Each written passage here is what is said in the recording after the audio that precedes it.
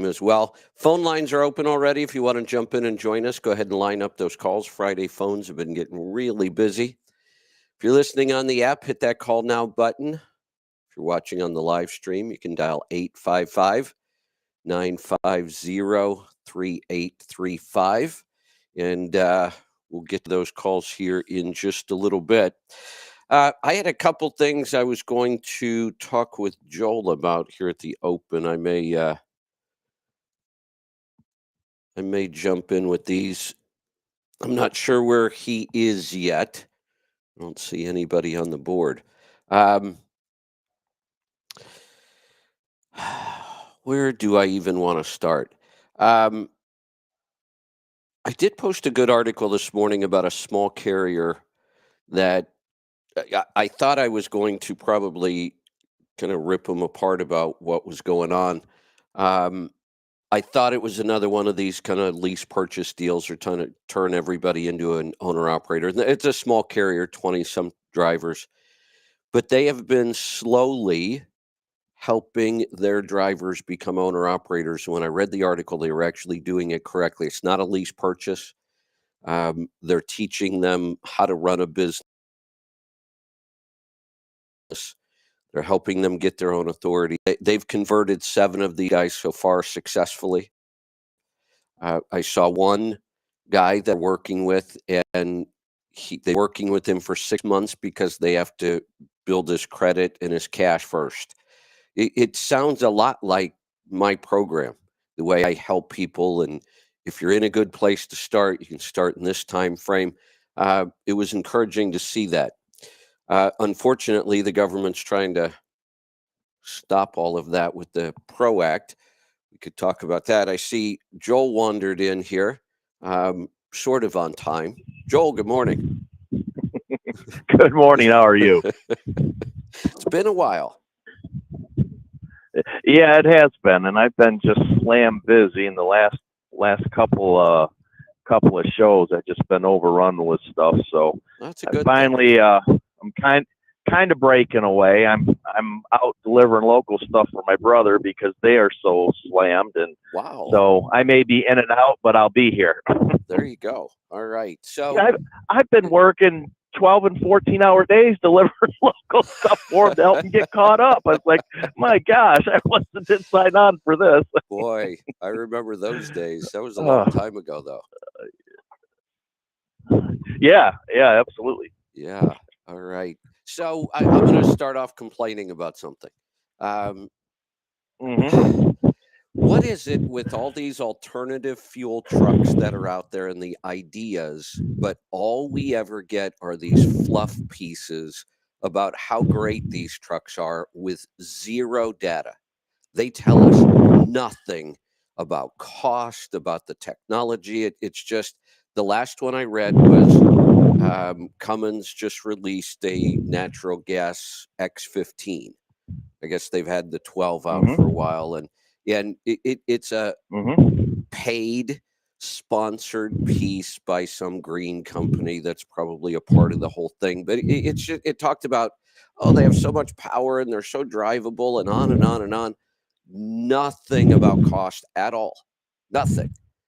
And correct. I get it. There's going to be marketing pieces. I'm not saying there shouldn't be marketing pieces, but if these trucks are out on the road and they're running them and they talk about this fleet as 20 and they've been running, where's the data? Give us something. So one of the things that we run into, and I've been working with PepsiCo a lot, and of course they're running some Tesla stuff, and these companies that have made the investments into this technology, knowing full well that it's not going to apply, to every situation they have in their company, but they're spending a lot of money on this. They guard that stuff with their life, that data. They don't let it out. They don't share it. They're footing the cost on this a lot of the times. And they just are tight-lipped about it. My brother's becoming extremely tight-lipped on data. Before we would share it pretty free and open, and part of the reason why I started the whole Alpha Drivers thing. They've got a lot of time, money, manpower, resources into collecting and analyzing this data, and they just don't like to give it up. So I suspect that's part of it. So then, Um, is uh, is you know, the is the OEM or the manufacturer, whatever company they're partnering with, are they, signing NDAs and nobody's allowed to talk about that? Because if I'm yes. Cummins, why Well, why I think why a don't I lot of it put the data is out that. I from mean, Cummins?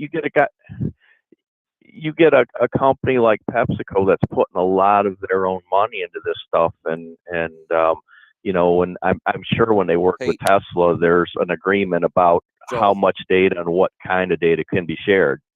we got to start over. See, I have my tinfoil hat on, and you're trying to make logical sense. This isn't going to work.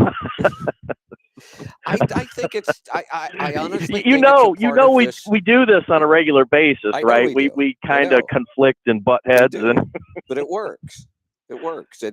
And yeah, it's here's a good why: thing. It's because it gives people both ideas. It exposes people to correct. both possibilities, and I'm wide open to that's the case.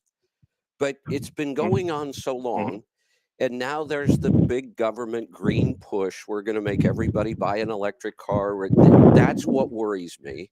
And the media I buys agree. into this stuff Yep. in so many cases, and the media just becomes the mouthpiece for the government anymore.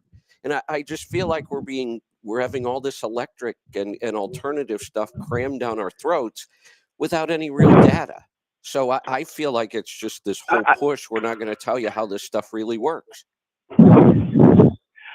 I don't disagree with you when it comes to the government trying to push this down people's throats, especially when it comes to just cars and just everything alternative in general. I love the alternative technologies. Don't get me wrong. I think all this stuff is cool. I, I think we should be I working like all of it, diesel and I like all right? the alternatives. But do the alternatives make sense right now? And for the most part, they do not. They That's just really, absolutely do not. let us see the numbers on this, because when it comes down to the real world, it's got to come down to numbers. That this has to make sense. And like I said, that a month or so ago, I talked about that. We finally got some data on that hydrogen fuel truck, and it was costing $5 a mile to Mhm. operate it. Come on, I mean, at least let Correct. us know that's Yes. where we are. And here's why this one got me. This is not the first attempt at natural gas, and it's not Cummins' first go around. It was like 2014. They Mhm. had a huge push on natural gas, and Cummins was building all kinds of engines. The data that I did get from back then was maintenance costs doubled. Yes, I, you're correct. Natural gas is expensive. It's a niche market thing. I mean, all of the alternatives at this point are just niche right, markets, right. and none of them are going to replace or displace diesel anytime soon. It's just not going to happen. Nope. You're right. The cost is very expensive. Trying to train techs to maintain this stuff. I mean, we have a hard enough time bringing them up to speed on emission systems. Can you imagine throwing them in I, a hydrogen engine or an electric or even a hybrid electric? I mean, it would just it's nuts.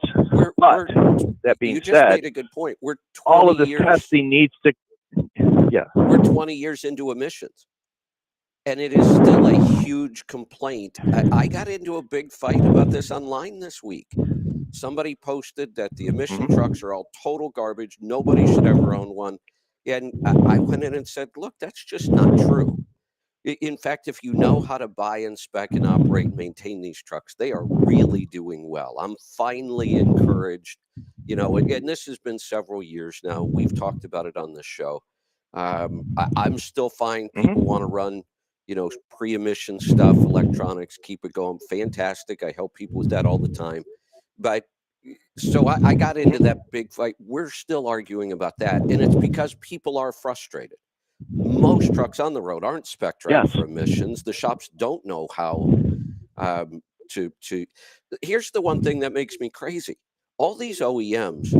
I can't imagine how much money they put into developing these service trees. I'm not even sure what they call them, but when you follow their guidance, if the truck is doing this, you do this, then this, Yep. that I can't imagine how much money they've spent on those because I've been through them and they are extensive and they work.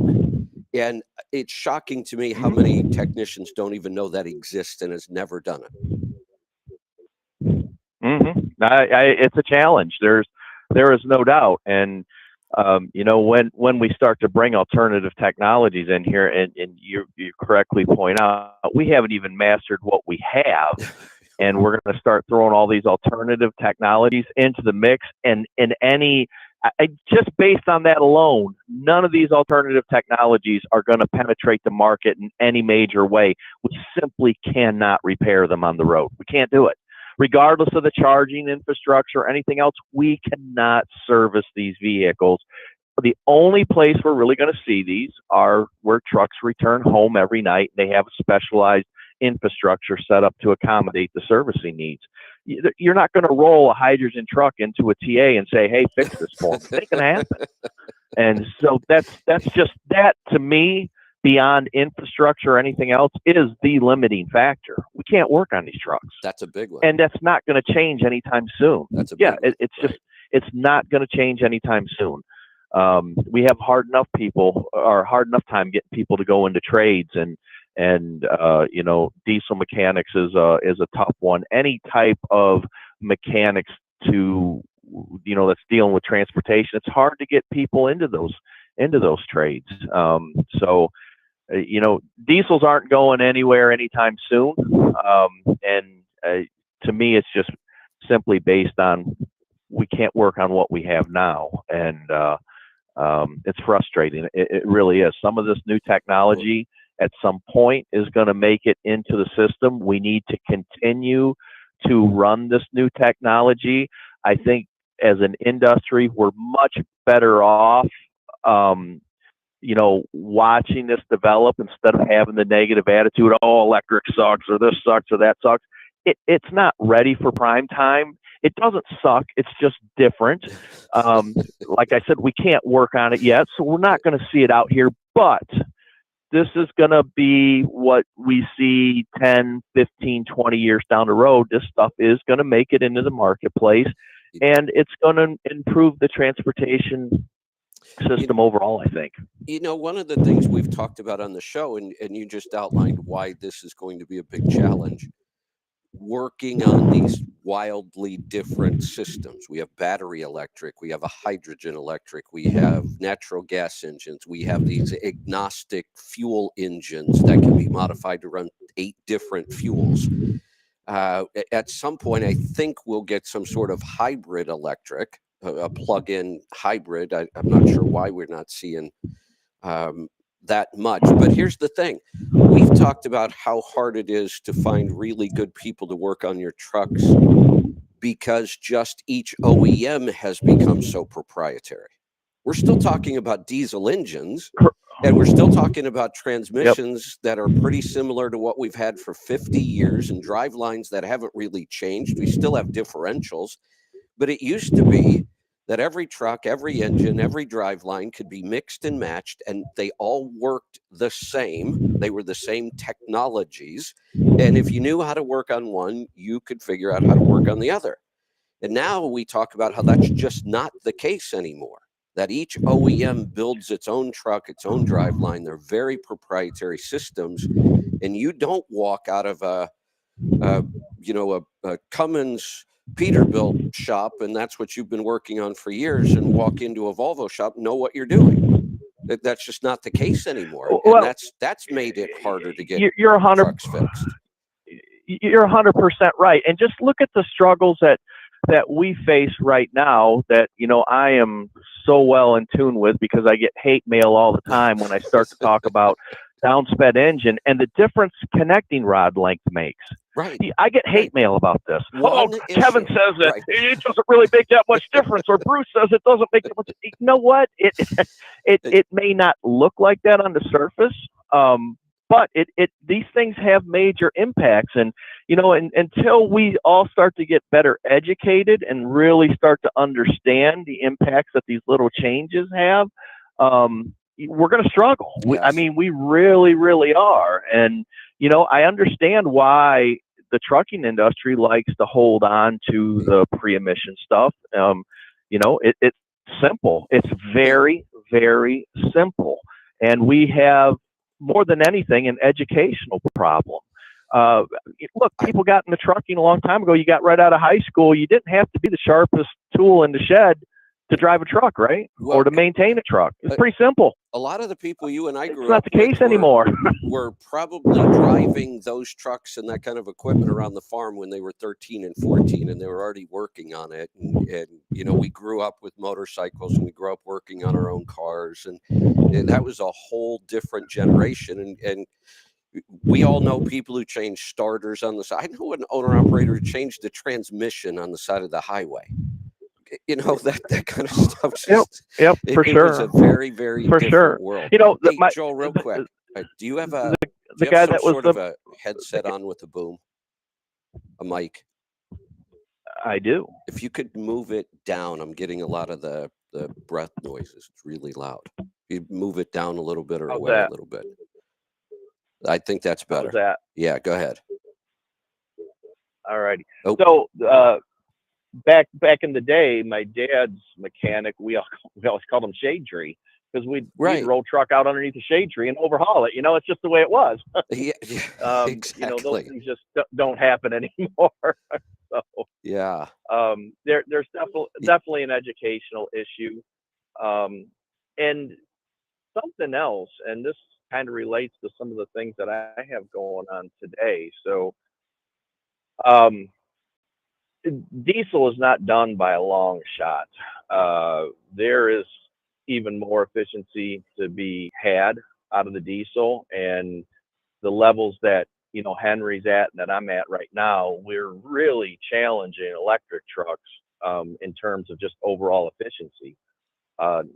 Let alone the cost to operate, but our Right. efficiencies on par with the Tesla, and we're running a diesel. So I've got a couple of projects in the works, and I'm working with obviously my brother's company. I'm working with Trucking Pros. I'm working with PepsiCo, and we're gonna attempt to do a 195 overdrive with a 500 1950, and that's Wow. going to give us three gears at 75 mile an hour. Um, it gives us underdrive at 75 mile an hour. But what's important is that each one of those gears represents a different horsepower without applying an electronic band-aid to the engine. So when we're in overdrive, the engine's going to be making at that speed around 350 horsepower. When we're in direct drive, it's going to be around 450. And when we're in underdrive, it's going to be around 550 horsepower. And this is going to line up almost exactly with how the nation runs in terms of grade and percentage of grade and our average load. We're going to be able to hit a huge range of loads and terrain at optimal horsepower ratings for maximum efficiency. And I think we're really just going to knock this one out of the ballpark. I think it's going to, as Man. good as we are right now, I think we're going to blow it out of the water what we're doing right now. Well, I hate to rain on your parade and burst your bubble, but what truck are you going to use to pull this thing up the hill? Because with 195 gears, you're never going to get up a hill, right? Come on. well, well, listen, we actually done a tractive effort calculation, so we know this truck's gonna go up hills. It's a pretty easy thing to do. So yeah, uh, it will have the 14 speed in it, I shift, so we do have to account for startability and this we are going to do what they call adaptive gearing, where we're going to lock overdrive out after certain weight. So okay. we know that 350 horsepower at 75 mile an hour, you're only going to be able to pull about 55,000 pounds, and you're going to have 0.73 gradability. So basically, when you're on the flat and you're up to 55,000, it's going to open up overdrive automatically. And if you want to run 75 or 80 mile an hour, it's going to do it very efficiently, which kind of seems moronic to me, saying 75 mile an hour and efficient, but it's going to be able to do that. Yeah. Well, it's And interesting. it's going to be crazy. Yeah. Yeah. Purple Haze 1, the truck that Travis is currently in, we are actually putting a taller set of X1 Michelins on it, the 455 55s, and we're going to swap a 205 gear set into that, which is going to equal the 195 on regular rubber, which my next truck is going to have. So we're going to have two of them running this very aggressive down sped ratios, and we're going to be collecting some data on it. Travis is just killing it. He was on vacation for almost a month. He's back in the truck, and he's 2,600 miles into his week at 11.7 Wow. miles a gallon with speeds up to 75. Well, actually 78 mile an hour when he was out in Oklahoma. So, when he had to run faster, he did. He still manages speed because that's what he prefers to do. He doesn't like to run fast all the time, but this 10, 11, 12 miles a gallon is popping up quite often nowadays. And our averages are in the high 10s, low 11s when you start looking at 30, 60, 90. And, we're thinking we're going to improve that by possibly 10%. Excellent. Excellent. That'll be really interesting to watch. Hey, we've got Alec in here. Alec, good morning. Hey, good morning, guys. How are you? Good. You were late today. I'm going to dock your pay. Well, I have no sufficient excuses. It is what it is. Okay. Well, then we're going to dock your pay and we're going to beat you. Well, have at it. If you can find me, you can do it. So there you go. So what's on your mind this morning? Well, I was just listening to all of that, and I'm like, man, why does Travis get all the toys? Like, I'm driving Blue Nova, and I'm like, wait, I already have 215. Yeah. There's not a whole lot more I can do. I mean, we can up the horsepower a little bit, add a air dog, and What automatic chains for climbing Monarch Pass, and I'm just wondering, your question, and I'm just wondering how I'm going to be able to climb Monarch Pass here in a couple miles, and with this gear set. You know what I'm wondering? What the hell happened that you and Joel are constantly driving these days?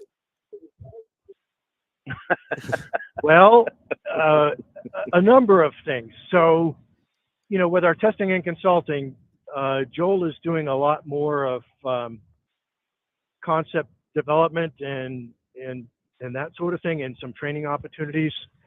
So we have Travis's brother getting his CDL next week. He's going to team with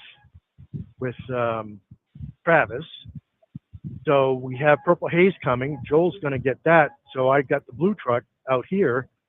So that way we've got everybody, pulling on the oar to get some ROI on this. Got it. On these assets. Good stuff. All right. Yeah. What else we got today? We've got calls. You can always go to calls. Hey, sounds good as long as they don't breathe in the microphone. Everything I had on my list today was either politics or complaining about the government. I think I'll just skip it all. Hey, that would be good. Yeah. That's a topic for a whole different series. Well, here's the problem. And I've done this in the past. It's just a challenge when you do what I do every day. There are people who absolutely love Tuesdays and call me nasty words because I talk about health on Wednesdays. There are people that love Wednesdays, hate the fact that we only talk about maintenance on Tuesdays. It's always it's one of those things where you absolutely can't please everybody in this business, and you got to just try to pick and choose. And then I get the hate mail. Oh my God, if you do one more gear ratio calculation, I'm never going to listen again. And why don't you talk about this? And so the politics are the worst, though. because the people who hate them and never want me to talk about it. The people that love politics want me to talk about politics more. So I try to find some balance. I try to really only talk about politics when it has a direct impact on what we're doing.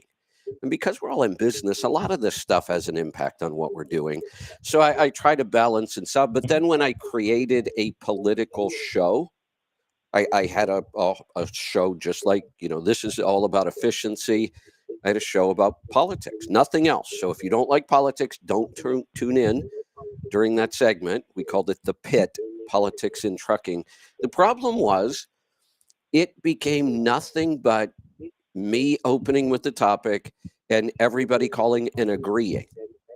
And it got really boring. Like, what is the point in this? If we're just going to sit around and agree with each other all day, why bother? So I don't know what I'm going to do with it anymore. Presidential elections are a full-time thing. It's not like we even have an election season anymore. One election ends and you're already talking about what's going to happen in the next one. I wish we could get back to business and running the country. Well, Kevin, it's kind of like you said, if you want to listen to maintenance, listen to it. And if you don't want to listen to health destination, guess what? Right. Don't. Right. Yeah. If you want to listen to, there were certain shows, yours, when you're on Sirius, and I can tell you there are certain hosts that I don't ever want to hear a word out of his mouth. He's an idiot. Can I say that on the show? Yes, you can. In fact, on my show, you can name them if you want. I don't care. All right.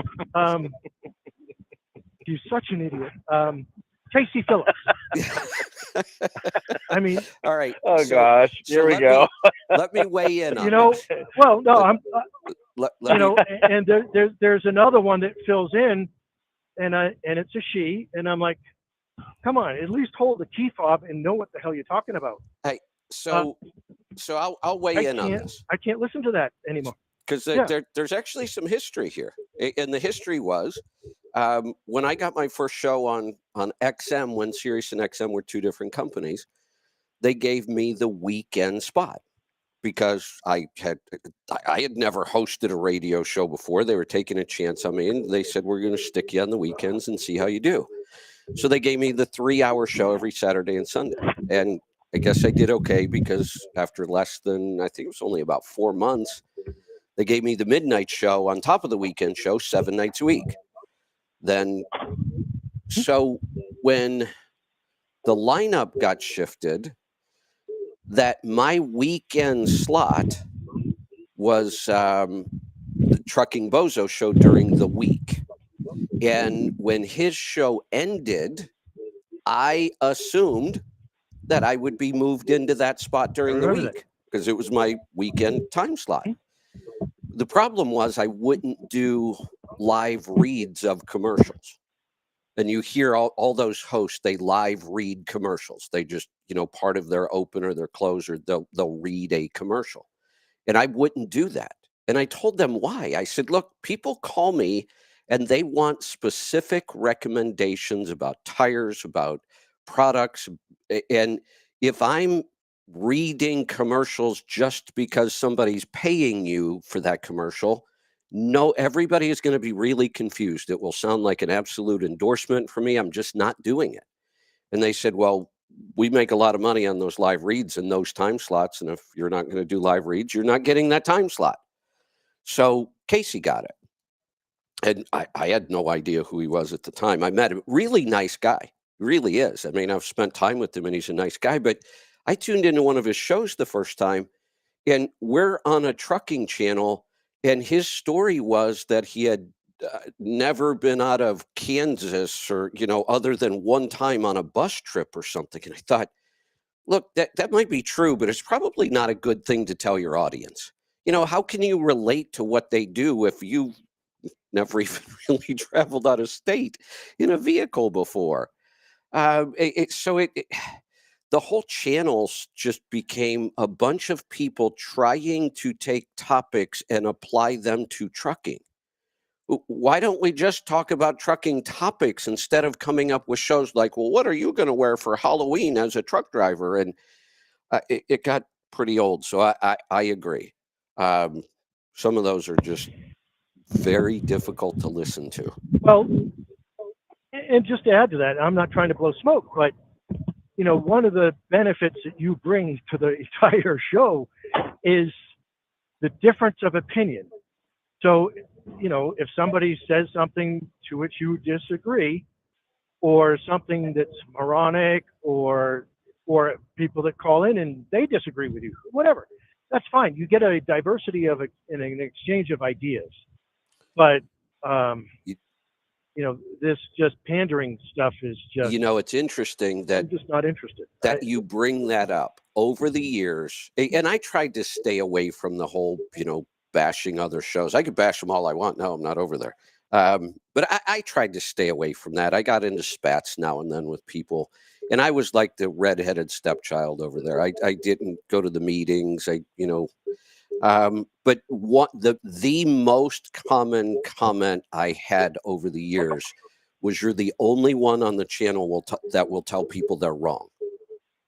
You're the only one that will challenge people when they say this or that." Or the only thing I can figure is most of the hosts really had very little or no trucking experience whatsoever, and they just wouldn't push back on anybody for anything.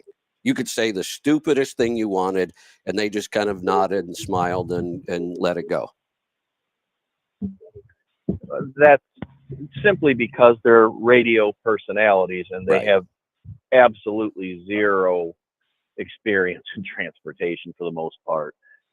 You've got guys that are very good at what they do, and one thing that I've kind of learned over the years is that I'll listen to one of these shows that I'm having a hard time listening to it, but there's like 50 other people that just absolutely love that type of interaction. And so Right.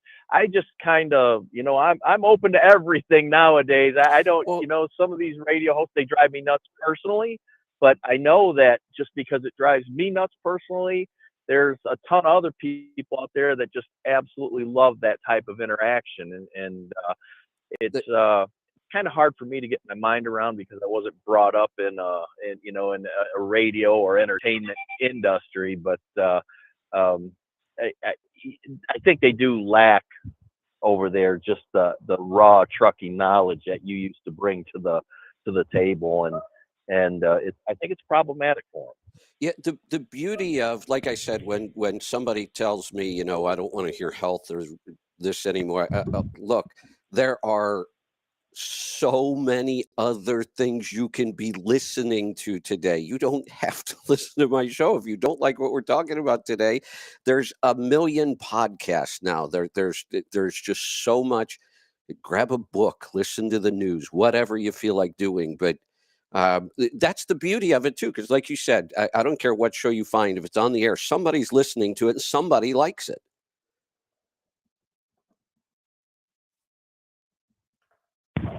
Yeah, I agree. Yep, That's just how it goes, and so I try to not even think about what other people So, are doing. I just kind of so do what I do, and if people like it, they like it, and if they don't, well, oh well.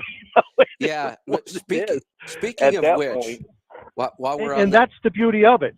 You have the freedom to disagree. exactly Let's now be agreeable while we do it. since I we're mean, talking Joel and about I, this, we don't have knockdown dragouts, but we disagree and well, we'll argue stuff. right before you came in, we were mentioning that Joel and I tend to go back and forth on a lot of different topics, not total disagreements, but looking at those things from a different point of view. I told him this morning we got talking about and it was kind of a political thing. And after he started, I said, stop. I've got my tinfoil hat on here and you're messing up my whole routine. But that's what we do, and that's good. We never get upset with each other. We can have different opinions or a different way of thinking about something, and I can listen to it from you or Joel or it, and then I can think about it, and eventually it might change my mind, or at least it gives me another way of looking at things. I just tried an experiment again. I want to do at least one space on X a week. It's a different format. It's a whole different feel. But what I don't want to do is I don't want to go on X and do the exact same thing I do on a show like this every day, where I just go in and talk and then people ask me questions, and I don't want to do that. I wanted something different. So my thought was, we are horrible at disagreeing with each other and debating things in a way that we might learn. All people do anymore, and I get stuck doing this too. We just scream our own talking points over and over and over at somebody. Like, I've said it to you 17 times already, but if I say it 5 more times and I say it louder and faster, maybe you'll agree with me. But at the same time, they're not listening to what I'm saying because they're screaming their talking points at me over and over and over. And it's just insane. So here's Go ahead. one of the I think things in regards to you specifically is that you bring a ton of knowledge to the table, and honestly, I think most people are just flat out afraid to disagree with you because they feel like they're going to look like an idiot. That's a big thing. Now, I love going around and around with you. I absolutely love it. I don't get offended by it. I never have. It doesn't hurt my feelings. I like to think I'm not that thin-skinned, and I always learn something when I have that type of engagement where I vehemently disagree with somebody, but if they're making some good points, you got to listen to what they're saying, whether you agree with it or not, and you may actually learn something whether you agree with it or not. Exactly. And that to me is what's important. And I have applied so many things, to what I do based on arguments I've had with people in the trucking industry over the years, and in particular engineers, where a lot of times they're just handing me my ass and a concept. I look, I'm not an engineer. I don't deal with this shit every day, and they'll light me up. But I the first time that happened, I thought, oh my God, I'm the dumbest son of a bitch that ever lived. You know what I mean? And I was kind of afraid to open my mouth. Well, I had another guy that, a world-class engineer said, no, you're looking at this wrong. He said, you learn from that. He said, keep opening your mouth and then just learn from that. So nobody's going to hold that against you if they, if they know what they're doing. And so I have learned so much that just, having people correct me on things that, I thought for sure I'm 100% right on this. And then somebody will break it down point by point. So, I can understand something. And that's how we learn, and that's how we move forward. And, when we develop ideas or thoughts and we're not willing to budge off them or even listen to somebody else's idea, then you've got problems. You're not going to progress. You're not going to make things better. It just, everything becomes problematic. And when things become more ideology than facts, we have problems. Tell me what you think. I think that's where we're at politically. We are. Tell me what you think about this idea, because this is what I came up with. I for my space, I called it the Fight Club, and the tagline was, "We'll debate anything." And it wasn't about the topic. The whole point of the Fight Club was to come up with a better way to discuss things without just screaming our talking points at each other over and over. So I said, we will absolutely debate anything. If you want to debate what, color car gets pulled over the most, I don't care what the topic is. The point was, I set up some rules on how we could do this and actually maybe learn from each other. And the way I did it was, you don't get to make statements or try to prove your point. We have 2 people in a debate. We have a topic. All you are allowed to do is ask the other person questions, and you get 5 questions each. So I ask you a question about this topic, and you have to answer my question or attempt to. Now, I gave everybody 5 minutes to answer. That's a long time. And while that person is answering, everybody else's mic is turned off. That was the beauty of a space. You could control, mic, so Everybody else's mics turned off, no screaming over each other. Once you answer or attempt to answer the question, then if you had time left, you could make some of your points if you want to, with nobody screaming over you. Then you would ask me a question. And I thought it was a really good format. It makes people think a little deeper about, I'm not just going to keep screaming this talking point over and over and over. I've got to figure out how I can find out what you really know about this. I thought it was a beautiful format. We tested it. It worked pretty good. So I went on Monday. I could not get a single person. I said, you pick the topic, any topic you want, and I'll debate you. I won't even know what the topic is until we're starting. I couldn't get anybody to challenge me. So I said, all right, let's try this. Just 2 other people step up and debate each other.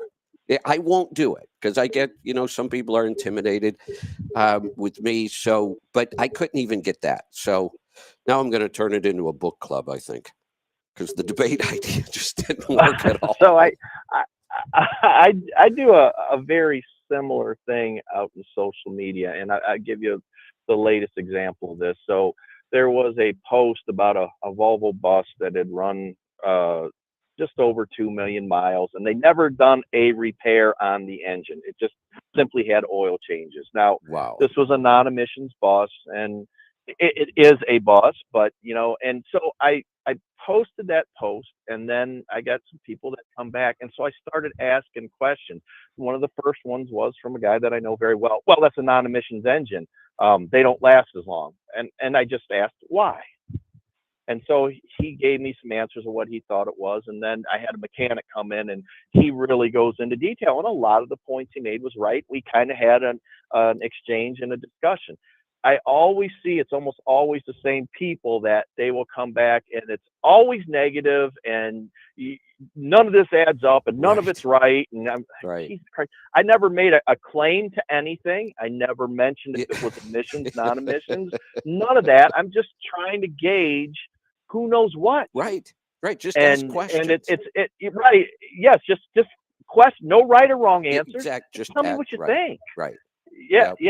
Absolutely. And it's amazing the guys that consistently will hit my posts when I throw something out there, and I'm deliberately vague on some of these, and then I'll start to ask questions of people that they'll say something, or they'll pick up on something because it was kind of a vague post, and try to have a civil discussion. And it's about 50-50 the amount of people that are just irate, livid, pissed off because you posted something that was vague without even making any claims to anything. Just here are some facts, and it's a vague post. Right. Versus the people that want to have a discussion and try to dig a little more and find out what the post is about. And it's just interesting to me how people's minds work, and how some people are just absolutely negative, dead set. They can't find a damn positive thing to say about anything. They just want to come out there and beat you up for whatever reason. And I don't know any of these people. Here's one personally, here's one of the most powerful things you can do. Instead of trying to always make your point, is wait for somebody else to make a point, any point, and then just ask them why. Oh, all the time. Do it all the time. Right. You ask why. Just ask why. That's exactly right. Yeah. Yep. Or you put out something that's a little bit vague, and you wait for people to comment on it and maybe make the point that you were trying to make without you having to say it, and then agree with what they're saying, and then have a discussion about it. But it's amazing the amount of people and that are it's almost like an ideology at work. They don't really give a damn about the facts. They don't really give a damn about the post. They think that your ideology doesn't line up with theirs, and they're just going to come at you sideways no matter what. So imagine this. It amazes me. The 3 of us have the same kinds of these conversations all the time because we talk about the same topics. We argue about gear ratios and speed, and should I drive faster and slower, and we know the kind of idiotic statements people make and the pushback we get and how frustrating that can be. I'm following a guy on X now. He's 21 years old. I've accused him jokingly, because I've communicated with him somewhat. I've accused him of really being 61 years old, and he's lying. He's 21. He's got 81,000 followers on X. He is a meteorology student. He's still in school learning this stuff. He, hands down, I'm not exaggerating, and I usually don't exaggerate things. Hands down, he is the most intelligent person I have ever listened to about, think about a topic that I can't even imagine trying to defend on social media. He covers climate change. He is so good at this. All of his reasoning is so good. His understanding of the political structure and how our government works, and his understanding of the scientific method. This guy is absolutely brilliant, and for 21 years old, I can't believe how well he handles himself when he does this. It's funny that I'm talking about him, and it just popped up. He posts probably 10 times a day, and what he posts are statistics and facts. And he basically debunks the whole climate change narrative over and over and over, and he gets attacked relentlessly. And this guy just keeps posting the facts and making so much sense. And it's stuff, I mean, he'll put really long, detailed explanations. Here's why that what you just said is incorrect. This isn't the hottest day on record. Look, in 1923, we blew. I mean, he's just so good at it. And this post just popped up. He says, if the science is settled, because that's what people keep telling him. Oh, you're wrong. The science is settled on this. He said, if the science is settled, I suggest that climate research be defunded and these useless hacks who couldn't find work in the private sector stop mooching off the taxpayer. And he's right. If this is settled, why are we spending all this money on it now? Just stop then. If we know everything we need to know about weather and the climate, why are we spending all this money? Gotcha. That makes sense. Yeah, it absolutely does. I mean, it's common sense, I guess, is what it is, and it's funny when somebody can apply common sense to such a fought over issue that's extremely complicated and complex for the most part. It's beyond most of our understanding, and then you get a guy that really understands it and then applies just simple common sense to it and just kind of blows the whole argument out of the water. That's pretty awesome. The number one attack on him, and it's obvious. I mean, if you think about it for a minute, you'll know what it will be. And I remember I used to get this attack a lot. I don't anymore. Because I'm now 40 years older than I was when I used to try to talk to people about this. The number one attack, as soon as somebody gets frustrated with his facts and data, is, you're a 21-year-old student. You don't know what the hell you're talking about. Well, wait a minute. Read what he just posted. He absolutely knows what he's talking about.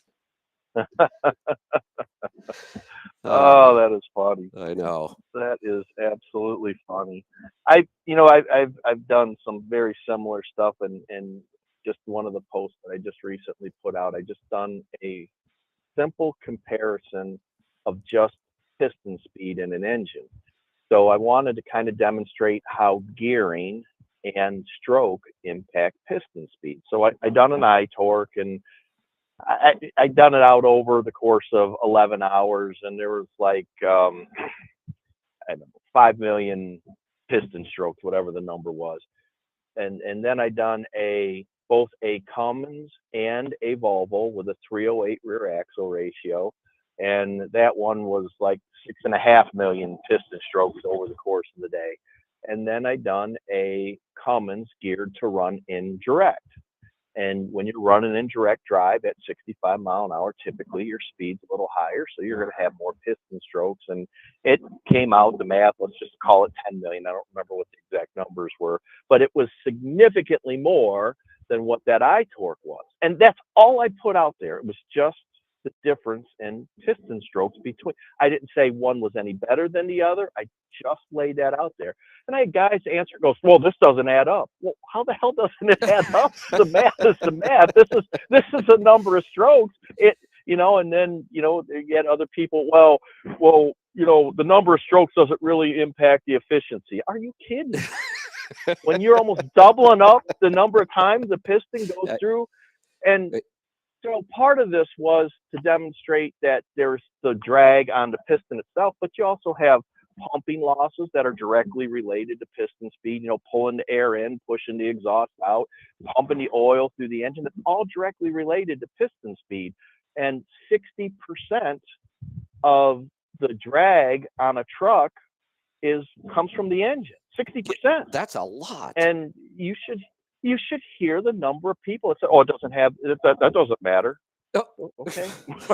And you're entitled to your opinion. I mean, Right, I obviously disagree, and I think yeah. I've got plenty of data to back that position up in terms of fuel mileage. But it's we talked about accepting technology today, and man, when we have a hard time just getting a concept like piston speed really understood, these alternative things are even more complex than that, and we got our work cut out for us, I guess.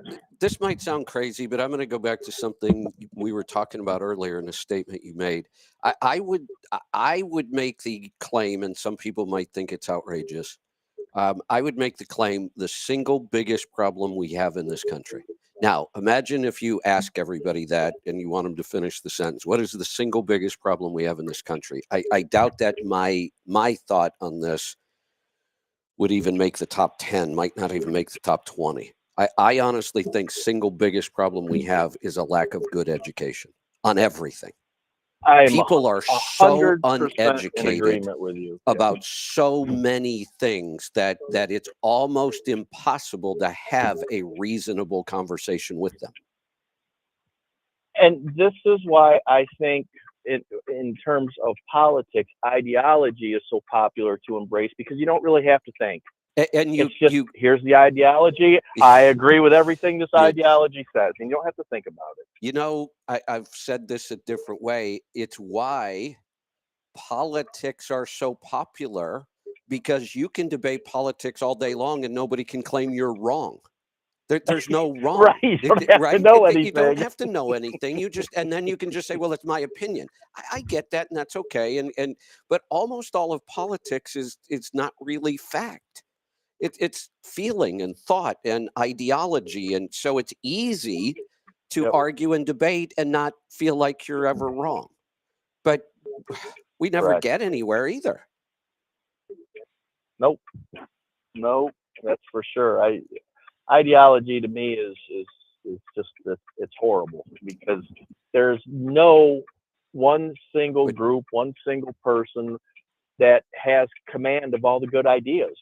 As much as you might dislike a Democrat or dislike a Republican, I can guarantee you that they've got some good ideas that will work, but you're going to dismiss it just because they're a Democrat or Republican. And that's about the most asinine thing that ever was. Well, let's think about this. It just is. Let's think about this. You and I are the same age. We've followed this stuff enough our lives that we understand this.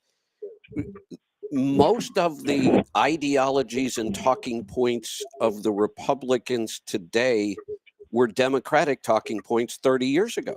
Oh, absolutely. Absolutely. And 100%. But back then, the Republicans were screaming at the Democrats that you're wrong, and the Democrats. But now they flipped. It's like they've accepted the other side, but we've flipped again, and now we're arguing about the same thing. We're just on different sides of it all of a sudden. I made the claim that if we brought back JFK, he'd be a Republican today. He'd be a conservative. Oh, almost certainly. And he'd probably be very conservative. They'd be calling him, a wacko conservative. Right. I have no doubt about that. When you look at the things that he done, and it's historical fact, so it can't be denied, but people will try to rewrite that history, I guess.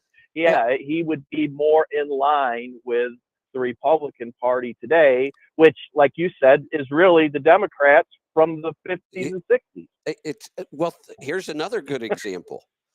Look at what has happened to Elon Musk in such a short period of time. He's a lifelong Democrat. Mm-hmm. He was loved by the left because he built electric cars, and that's part of their agenda. So he was their hero for a long time. He buys Twitter, and now he's like a hardcore right-wing conservative, and they all hate him. But how did that happen so fast? It's all about labeling people and ideology and populism. It's not about, thinking a problem through and trying to find the best resolution to the problem. It's just, it doesn't line up with our ideology. Label a person a certain way, and is it popular? Yeah. And that's basically the three criteria I think most political parties use. I don't give a Right. if it's right, but it's not popular. We can't sell it to the masses. Can we sell it? So Yeah. it's yeah. Well, I don't know what I just realized we hadn't heard from Alec for a while, and I looked at the board. He's gone. I don't know. Signal. He's Valley or something. Got it. All right. We're going to get some phone calls because we've been blabbing here for an hour. I could talk to you for another hour, but we should probably take some calls because people are waiting. Let's get started in Mississippi. Rick, welcome to the program. Hey, Kevin, how are you? Good. What's on your mind today? Hey, just a PSA. I don't know if you're aware, they passed a law or regulation that all companies, even LLCs and small business owners, have to file a Corporate Transparency Act form every year. Are you aware of that? I am. I haven't dug into the details because it's passed and we're just going to end up dealing with it. This is another one of those where you probably argue back and forth. I don't think it's as big of a deal as most people are making of it. And let me tell you why. One, most of the information they're asking for, they already have. They already know that I'm the officer of this LLC. I had to file the paperwork to show that when I set it up. Same with the corporation. So they already have everything. They're just asking for it again in another form. And I'm not for it. Let's start there. I'd rather that this thing didn't even exist. But I've got bigger fish to fry than getting overly excited about this thing. I've been through this in the past. We went through this when I can't remember the name of this one. When you hire somebody, what we used to have to go through, obviously, I don't know if they're enforcing this at all anymore. You used to have to prove that everybody you were hiring was an American citizen. You had a process and a website you had to go to with the government. I forget what the whole program was called. That one was pretty intrusive, but it turned out to not be that big of a deal, and I don't even hear about it anymore. I guess maybe there are these corporations, and it's not the people that we talk to every day, and it's not people you and I know that use these out-of-state corporations, and they use different levels of filing to try to hide who the true owners of the corporation are. Those are the kind of companies that may be affected by this, but if they want to hide that information, they'll find another way to do it. The one thing about regulations is no matter how many regulations you write, people will find ways around them. So I hear a lot of people really getting overly excited about this one, and I'm just not sure it's that big of a deal. Well, it is if you look at how they're going to be able to put that information out to every other foreign country. So what would stop a foreign country from going back to what would stop a foreign country right now from getting that information? It's public knowledge. I complained about this the other day, that I have no idea why when you file for trucking authority, they make your phone number and email address available to everybody as public knowledge. We know what a pain in the ass that is, because you might as well throw your phone away. Right. So we've had this is just one more of those. All these things exist. All that data is already out there for anybody that wants to go access it. Yeah, but have you seen the penalties involved in it, though, if you don't file? Have you seen? Nobody gets penalized for almost anything anymore. We've become almost a lawless country. I don't even want to go down that road. None of this crap ever gets enforced. That's part of my problem with all these regulations. First off, that most of them don't make sense, and I would rather not see them. But none of this stuff ever gets enforced. Nobody is going to jail for 2 years and paying $5,000 because they didn't fill out this form. It's just not going to happen. They'll just threaten you, and then everybody will go do it, and it will be one more piece of bureaucracy. Like I said, I am not for this, but I'm not buying into all the hype about how horrible this is going to be. It's not. It's just going to be another one of these goofy government programs that in a year we will forget that it even exists. Now, let's talk about this. I haven't had a chance to follow up on this yet, but yesterday I saw that the Social Security Administration was hacked, and it's possible they got every single United States citizen's Social Security information, all of it. Yeah, I heard that too, and it's going to be a nightmare if they did. Well, that's what I mean. So all this information that they're gathering already exists somewhere, and it's already being hacked. So this is just one more. Like I said, I wish it wasn't happening, but it's already passed, and I just don't see that it's worth spending a lot of time on.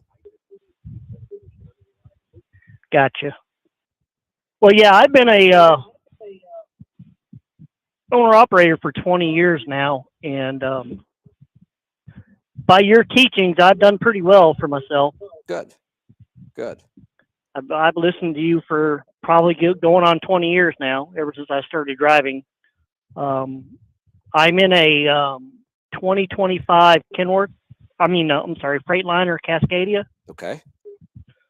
My 90-day average on 30,000 miles since I got the truck in May, on 90-day average is right at 8.9. Excellent.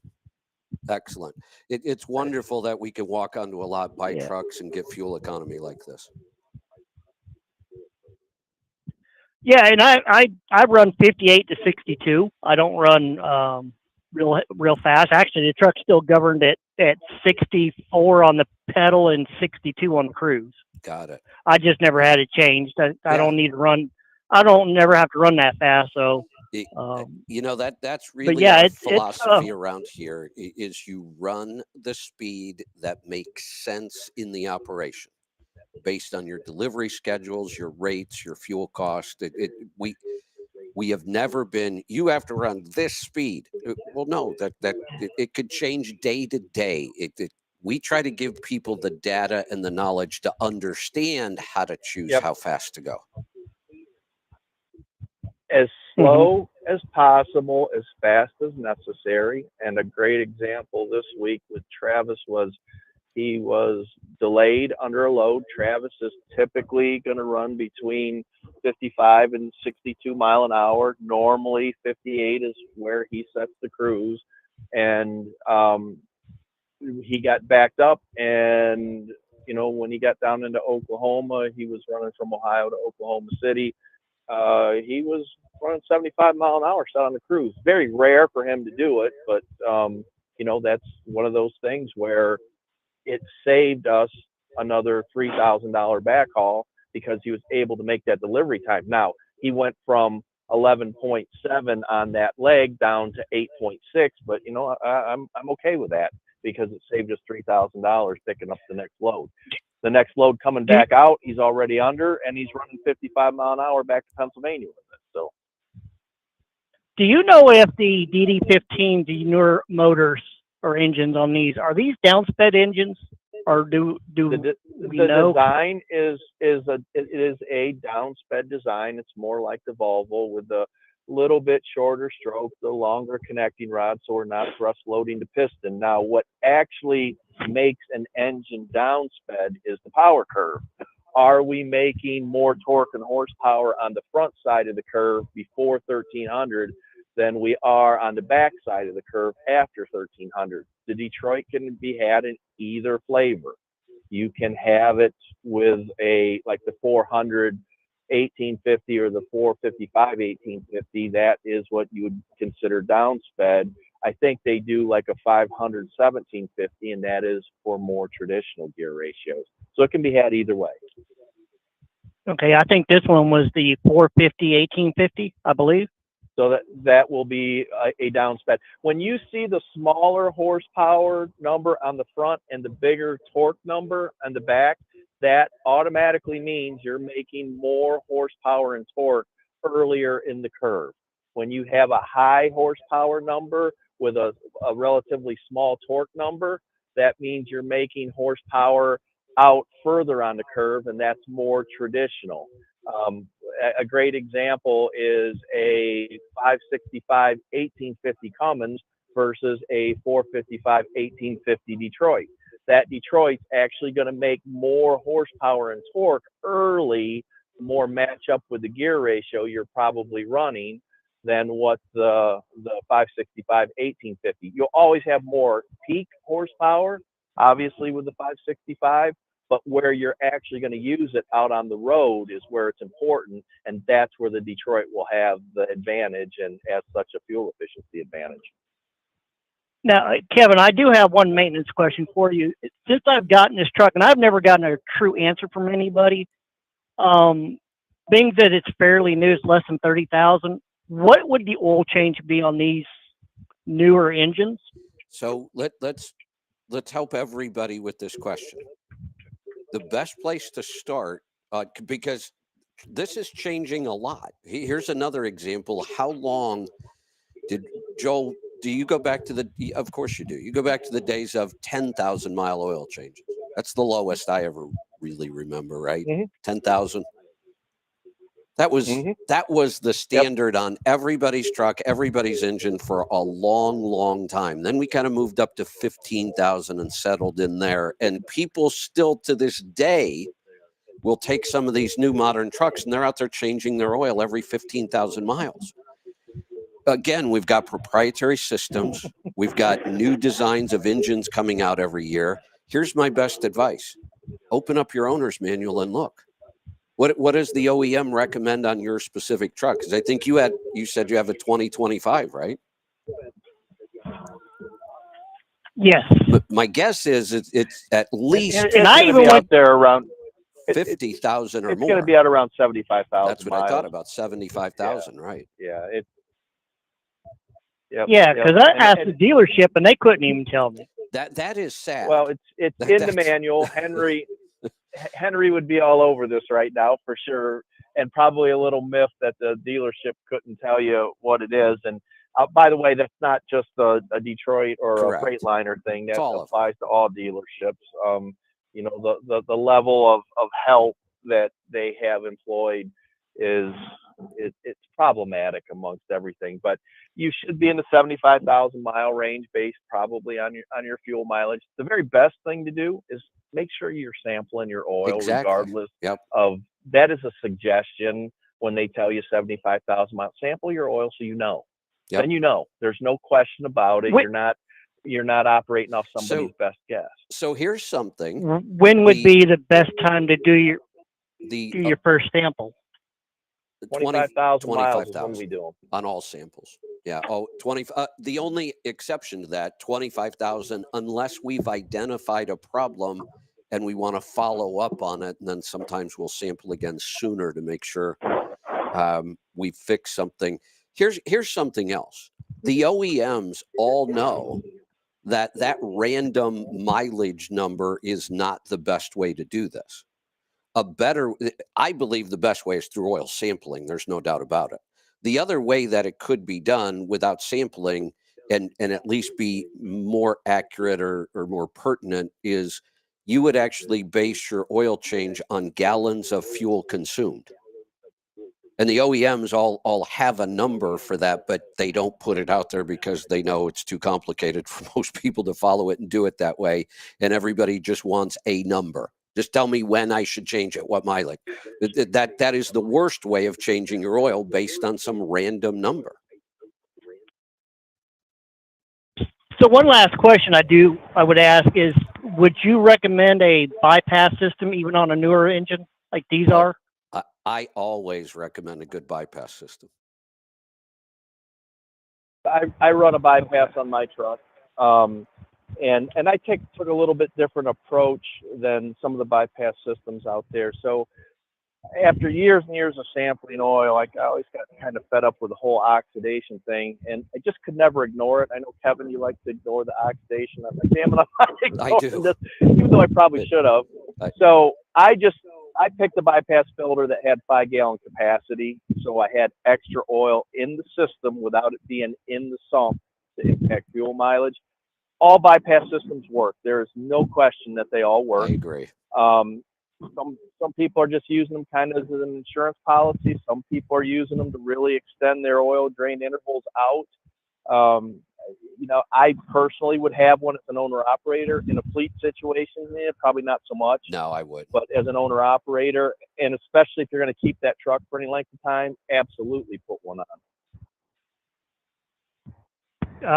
Plan on keeping it as long as I can keep it. Well, I would definitely put Kevin one on said. then. Yep. I'm sorry, I get a lousy signal. Oh, he's Hey, back. just to add to what Kevin said, the OEMs have a chart, so it'll say by severity of duty. So, for example, on severe duty at less than 6 per gallon of Uh-oh. PM, between 6 and 8, it might be something else. Fuel efficiency, it might be 75,000 mile intervals. So they have adopted what Kevin was proposing, basically timing the oil change interval to your fuel consumption. Because there's a direct All right, correlation. well, I'll let you go.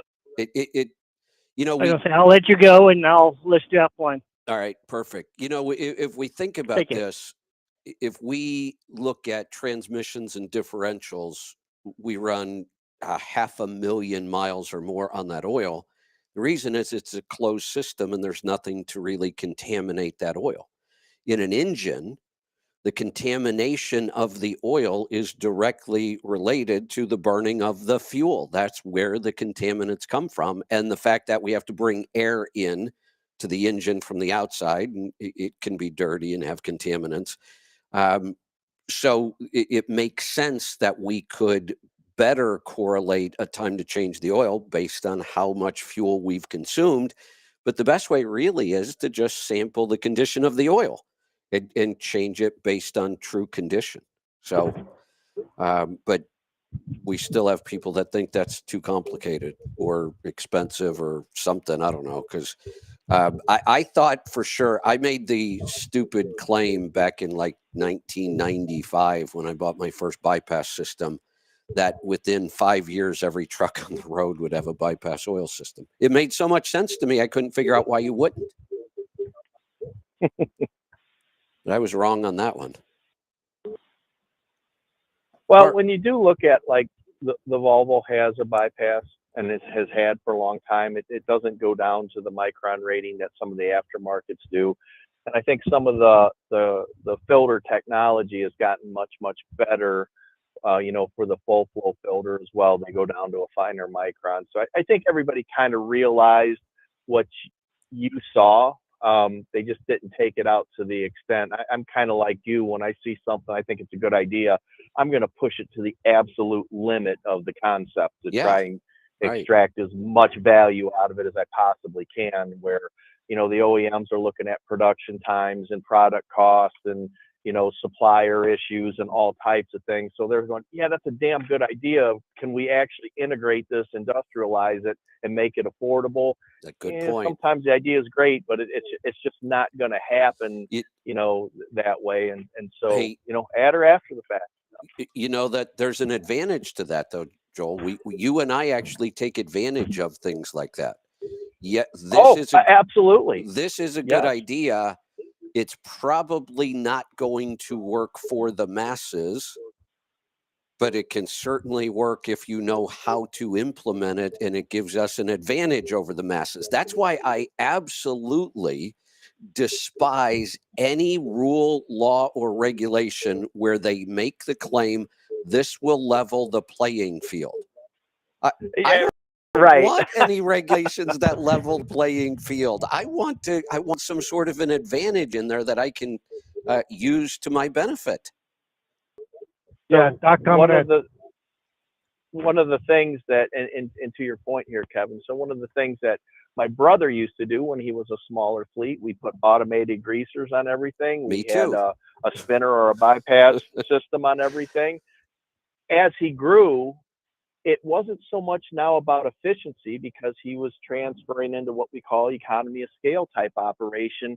And his number one concern now is driver retention. And in Right. order to retain drivers, he needs to have newer trucks. So now he's more concerned with how fast can I turn these trucks over. So now acquisition price becomes even more critical. And because he's going to turn them over fast, I don't need a greaser and I don't need an oil bypass system on it because I'm turning the truck over in 2.5, 3 years anyway in order to keep drivers in the seat of newer trucks, where an owner operator faces none of those issues. So when somebody says, well, if bypass oil was so great, why doesn't Schneider run them? Because it's a completely different model than what an Well, owner operator is. but here's And you need to understand how to justify this stuff. here's the thing in all that, and I'm going to tie it back to what we've been talking about quite a bit, the question why. When you say, when somebody who wants to fight with you about this asks the question, why doesn't Schneider do it? The problem is they've never gone to try to figure out why Schneider doesn't do it. They just think, well, Schneider doesn't do it, I'm not going to do it. No, you were on Right. the right track. You're Right. asking why. Now go figure it out, Yep. and then you will understand. That's why is so important. There are hundreds of strategies to running a truck on the road and doing it efficiently. Hundreds of strategies. Some work really well in this operation. Some don't work at all in this operation. You have to understand the why of these things, not just, oh, look, here's a bypass filter. And this guy says it's the greatest thing ever, but I'm looking at all these big successful trucking companies and they don't do it. Well, you're right, they don't, but you have to understand the why. And why? Yeah, Ah, that's the key point is context. Why don't they do this? And yeah, sometimes it's surprising why they don't do that. And most of the time, these big companies that are successful didn't get there by being stupid. I will tell you exactly, that right now. exactly. And as much as we love to bust on the mega carriers, they have extremely, extremely talented, well pedigreed people working for them, and they are not stupid. That's right. Just because they're Right. not doing things the way an owner operator would do doesn't make them dumb, doesn't make them stupid. They understand this stuff, and I, quite an eye opener working with the folks at Pepsi. Some of the talent they have working with them. These guys are, yeah, they're like, holy Jesus, these just got their shit together. They understand things. One of the interesting things for me, and this started with you.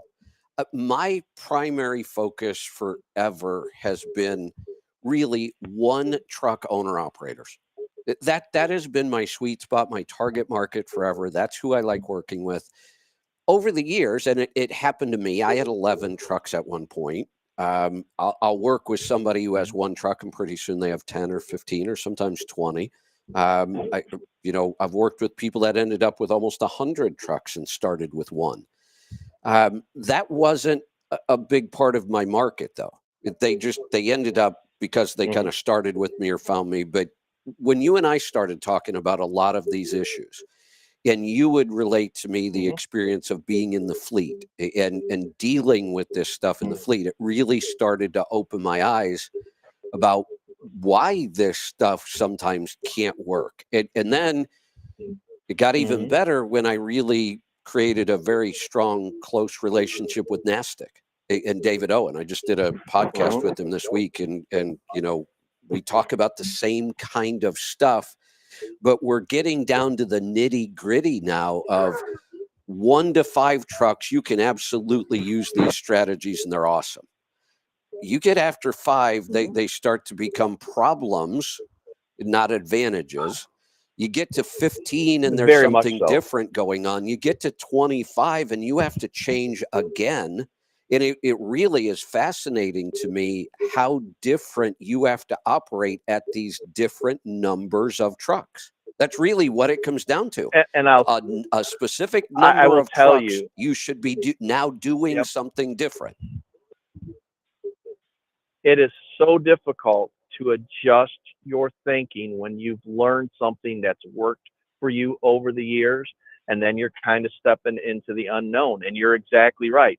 Once you get past 15 trucks, things change pretty significantly. Once you get past 40 trucks, Yep. it's a huge change. I mean, your mind, you almost have to forget everything you learned, Yeah. because when you Right. try to apply that to that, you're going to go bankrupt. You will.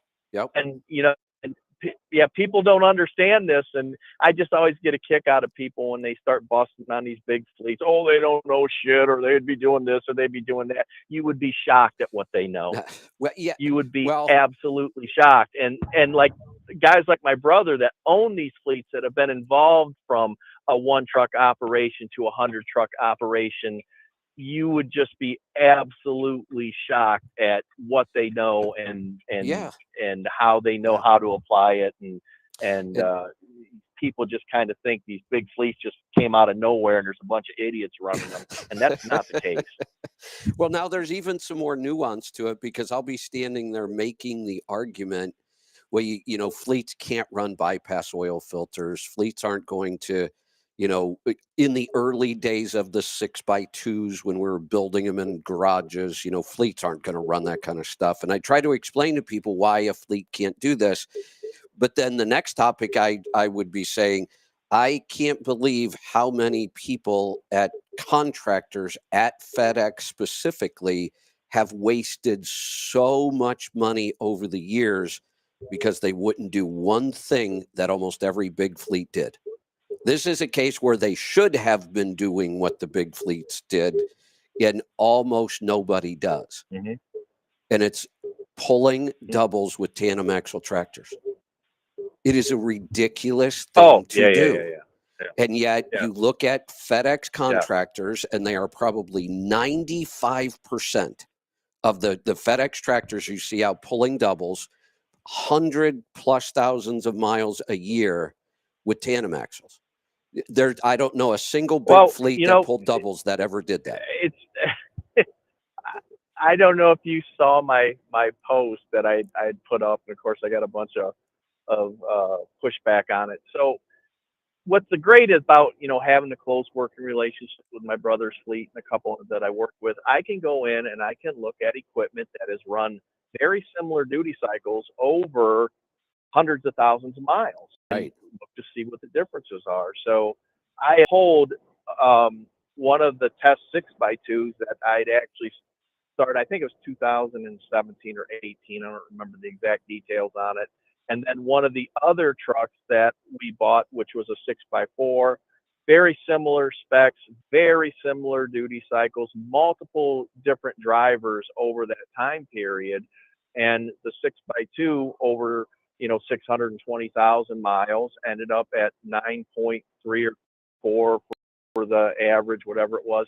And the 6x2 that is, and then the 6x4 ended at 0.7. And just based on the accumulated miles were almost identical. They went into service almost identical time and ran a very similar duty cycle. And so when you're talking about tandem axle versus a single axle, just the mechanical efficiency alone can be huge. So I 100% agree with you. We should be running 6x2s, the majority of us. But people will deny that. They look at that. The number of people that saw that data, they were just like, "Oh, it's bullshit because of this and this, and there's no way that can be." I mean, come on, it is what it is. I mean, there was over a mile a gallon difference there, in basically 620,000 miles. And then you think about, maybe this truck had an easier day than this truck on occasion. Big deal. It's what it is. And then take that one step further to running a 4x2 because you're pulling doubles. And it was all so logical. I could go through point by point by point why this makes so much sense. Here's a big one that you talk about all the time: the trailer gap. Look at the trailer gap you end up with when you hook up to a pup with a tandem axle tractor. I can drive a truck in through that gap. It's so big. Who's advising that person not to buy the 4x2? The the dealer. salesperson he's buying the truck from, because they don't want to have to try to resell it. Yeah, that's exactly right. But you think Oh, about Jesus. the weight, Yeah, so this is the why we tires, don't ask the salespeople for advice on our operations. You better know your exactly. operation before you go see a Now, salesperson. talk about over the years, I used to try to talk to the other contractors and ask them why. Why do you do this? Why don't you run single axles? You know, one of the most common answers I got, just, I would just look at them and shake my head. They would swear that the 6x4 rode better. Oh, sure it does. Uh, Yeah, of well, course. You got an extra axle that's not loaded to capacity, bouncing around into. Yeah, of course it rides better. Jesus Christ. that, Uh, I know. Yeah. All right. yeah, Let's. or it's tire wear, right? So a Right. 4x2 will wear tires a little bit faster, but Yes, it will. the fuel savings more than Well, offsets that. well, wait a Yep, minute. more than offsets I did some numbers on this too. Yes, for me, when I switched to wide singles, now I only have 2 drive tires. My 2 drive tires wear Yes, yes, faster yes, yes, than yes. your 4 Yeah, or 8 drive of tires. course, I get that, of but course, they of don't course. wear twice Mhm. as fast. And when we have to go buy tires, you have to buy twice as many tires as I did. You also have Of twice as many of tires course, that might pick up a nail or suffer a blowout or so even the tire argument isn't what they think it is. of course. Yep, yep. You're 100% right. You All need to right, know the numbers. calls are piling up on us, so we should probably get to them. Let's go to Maryland. Luke, welcome. Good morning, gentlemen. Uh, Joel, this is for you. Before we get to what I called about, could you enlighten me on the dash a little bit on my 2017 B&L? The soot level gauge, how does that work, and what's that telling me? But I believe it's measured estimating the soot load that's in the DPF, and that goes up and down. There depends a variation on it as you're driving down the road, depending on how your truck is geared and the weight you're pulling and your elevation and the temperature. A lot of times it'll be just passively regenning, meaning there's enough heat in the system that it's cooking off soot, but it's leaving obviously ash. You can't get rid of the ash, but it's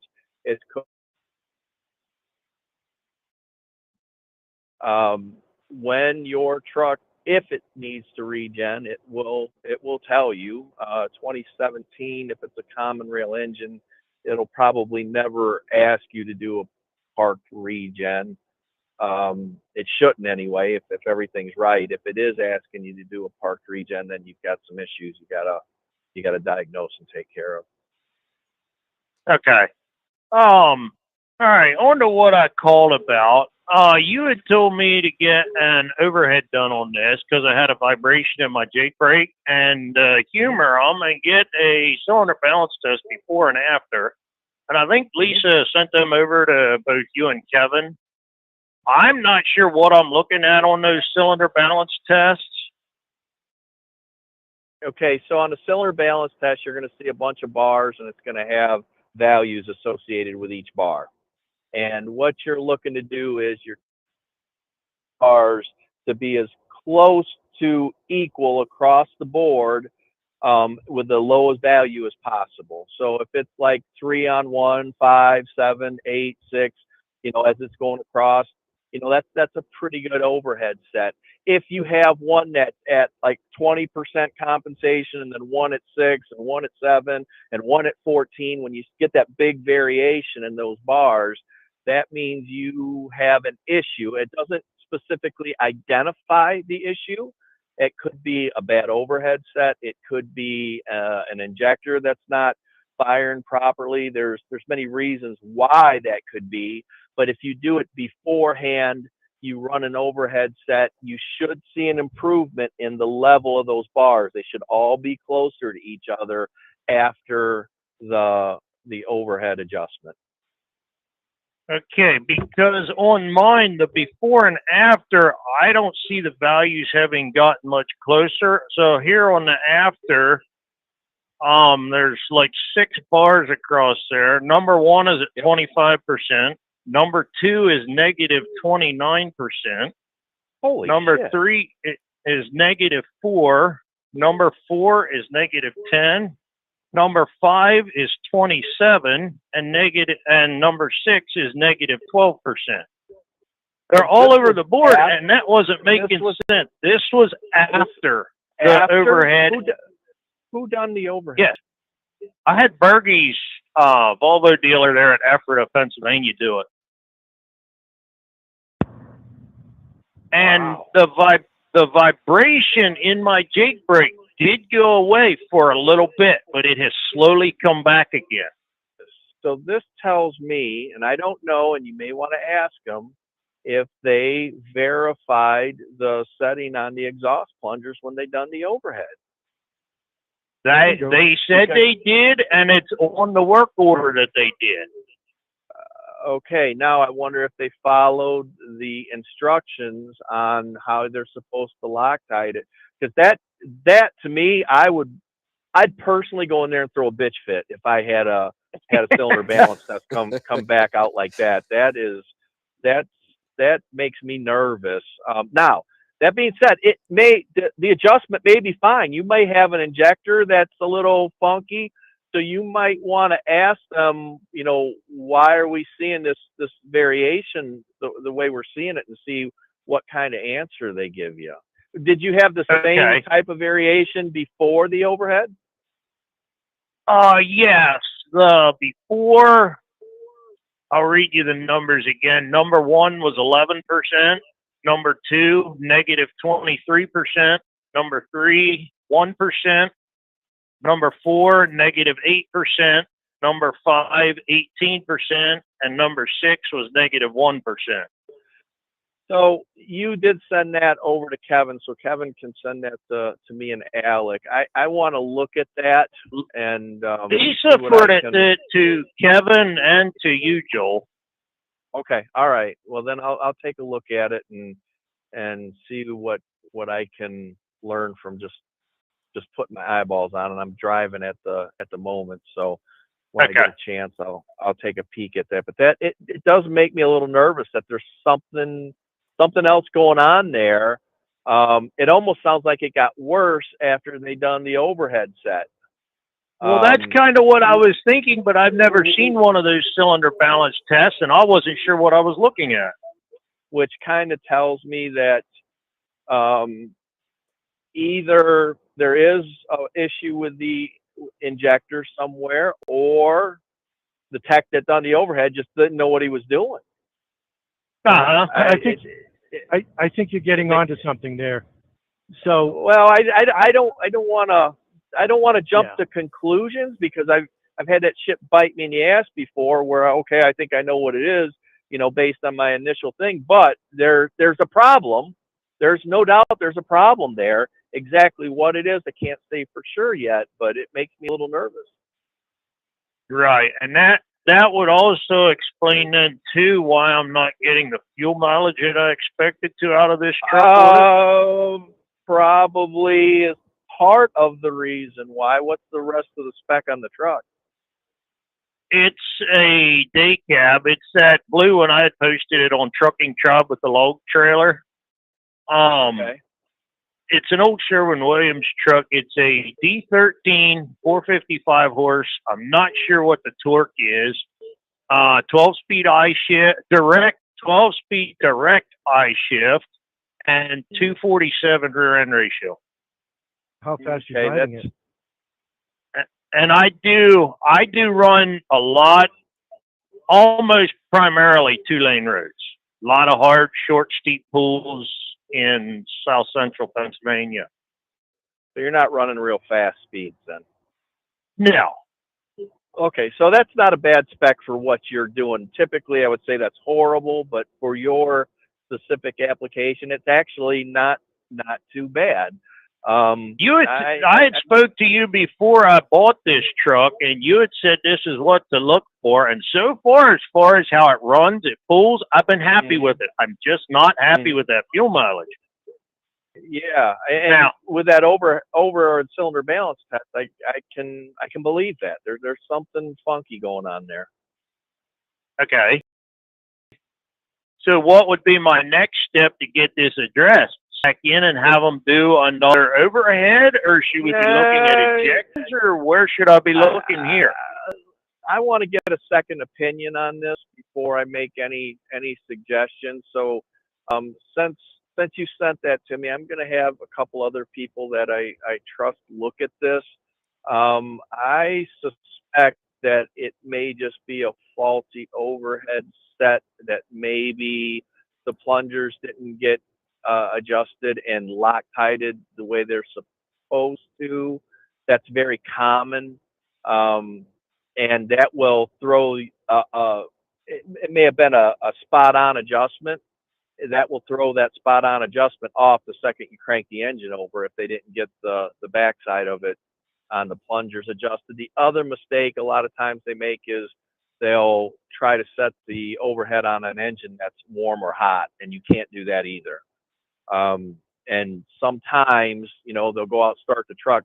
Ideally, it'll set in the bay overnight and the engine will be completely cool, and they'll jump on it first thing in the morning, set the overhead.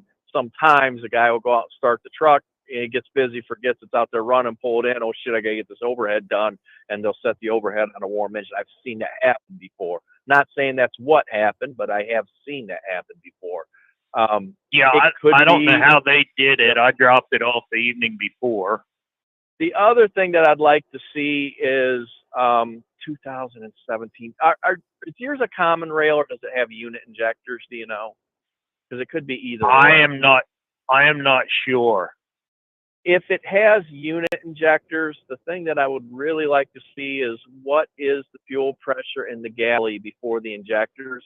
A lot of times, if that engine has an overflow valve on the head, which is it's a check valve, it's a fairly cheap replacement, those springs and that ball get weak over time.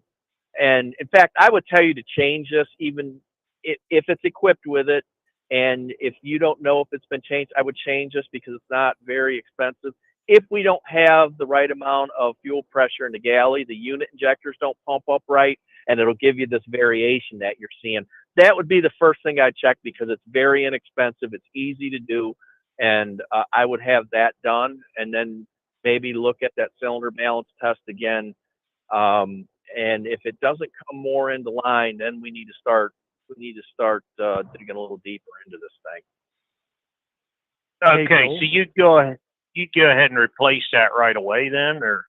I would, because if your pressure, and they can look at it on PTT to see what your pressure is, and if it's below 60 pounds, you are going to pick up pulling power and fuel mileage if that check valve's worn to the point where it's below. And it happens all the time. Sometimes you'll go to start the truck and it'll crank a little bit longer than necessary, and everybody likes to say, oh, it's either injectors or the fuel filter housing. That check valve will do the exact same thing on the back of the head, where it just, some days it seems like it cranks a little longer than what it needs to start, and your pulling power and your fuel mileage slowly degrade over time, and you replace that check valve and you're like, holy shit, it's a new truck. So okay, because I've noticed sometimes it does seem like it takes a little extra long to fire when it cranks. My guess is that you have got a check valve. It's, the springs get weak and the balls get scored over time in that check valve, and it just doesn't maintain the pressure in the galley, and then your injectors aren't firing optimally. So I would do that first thing out of the gate, because it's not expensive, and there's a good chance that's gonna take care of the issue for you. Hey, Joel, Okay. what about the crank position sensor? Would that have the similar? Well, that's not gonna probably cause the balance issues. The crank position sensor is more to do with cold weather starting than anything. And if it's starting hard in the cold, now should that be cleaned off? when he does the overhead, absolutely. He should clean the crank position sensor. Also, the fuel pressure sensor should probably be changed as well. Those are two things that I always recommend doing. And the boost sensor should be changed out every time you have an overhead done. All those are relatively inexpensive parts. Crank position sensor, you can just literally wipe off the buildup on it so it can see the marks on the flywheel a little bit better. The fuel pressure sensor is not all that expensive, and so you may want to do those as well when you do that, when you do the overflow valve on the head. But if it has unit injectors, there's a very good chance that that's your fly in the ointment there. Okay. Now, you think that check valve being bad would give me the vibration in the jakes? No, that, to me, if that's coming back, the something could still be up with the overhead set. The other thing it could be is you might have an injector going bad. That'll cause that little vibration or shake at times, but normally it's not directly associated with the engine brake. So you may have a few things going on here. I would start with the cheap thing that needs to be replaced anyway, most likely. Now, if you do have a common rail engine, it will not have that overflow valve. And so if you take it in or you ask them, they'll run your VIN number and they can tell you if it has the overflow valve on the head, the check valve. Okay. So I would find that out first, and then replace that, see what it does. I would suspect that if it's weak, you're really going to notice a nice improvement in your fuel efficiency. Okay. The vibration in the engine brake, that makes me worry that they either didn't adjust the plungers correctly, or they didn't use the right Loctite. They call for a very specific Loctite to use on that to keep them from backing off. Okay.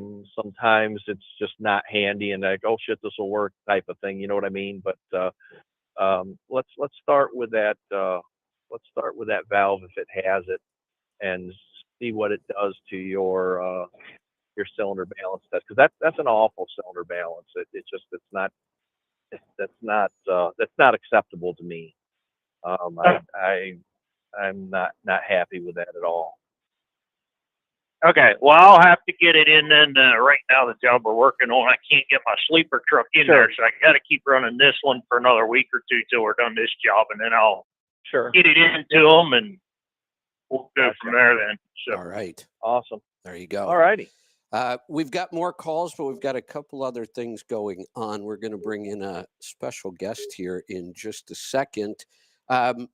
Joel, how's this for an argument? I told you I got into it about emission trucks, and one of my comments was, I do not want to go back to the days of walking through the truck stop parking lot with my eyes and throat burning from the diesel fumes, because I remember those days, or just being stuck behind a couple trucks on a long uphill and you couldn't breathe very well. You know what their response was? Oh, but you like to inhale those regen fumes. What? Yeah, regen fumes. If you have regen fumes, you have a breach in your system. There are no fumes unless there's a breach. Jesus, that is the dumbest. It goes back to education. Now let's take it a step further. Okay, you made a really ignorant comment because you don't understand the system you're trying to talk about. But let's just go one step further. If you even just used a little logic, if you don't understand how that system works, okay, you should if you're going to comment about it. But if you don't, let's think about this. Without the emissions, that black exhaust was rolling out of the pipe all day long, every minute that engine is running. What percentage of the time do trucks actually regen? Nowadays, very, very rarely. Right. So even if less than 1% for sure. even Yep. if during the regen process they were rolling out toxic fumes, so what? It's such a tiny Yep. amount of the time where the diesel exhaust fumes are 100% of the time. Right. Right. So I hear this nonsense all the time about regen fumes, Yeah. and somebody said, "Well, then pull your truck in the shop and shut the doors." I go, "Fine, I'm going to do that, and I'm going to put it on video, and I'll post the video for you. I got no problem doing it. It gets a little warm in there, but that's Right. about it. Right. Yeah. You know, Now, there's nothing coming out of that truck." yeah. Now take an old big cam mechanical engine, park it in the truck, close up the park it in the garage, close up the doors, and start it, and tell me how long you Yeah. survive. Yeah. Yeah. Well, yeah, the dog pounds used to, you know, kind of put the dogs and cats out of their miseries by just using exhaust fumes from old diesel trucks in our town. They just had a pipe that they ran from an old 471 Detroit. They'd put them all in a room, and that's how they took care of business. So Yeah. I know exactly what happened. And that those fumes were really nice and rich because they were also burning about a gallon of oil an hour. Oh my gosh. Well, I told you the story where I sent a whole factory to the friggin' hospital because I pulled my truck inside. They shut the door and I left it running. It was an 871 Detroit, and Oh, man. they evacuated the building and there were ambulances coming. I'll Oh, bet. Jesus Christ. Oh, So yeah. yeah. Sell somebody the All right. bullshit that the emissions don't work. That's just a crock of bullshit. I don't want to hear how it's killing the bees and all that friggin' nonsense either. I mean, Jesus Christ. Death fluid is fertilizer. People use it to fertilize their grass.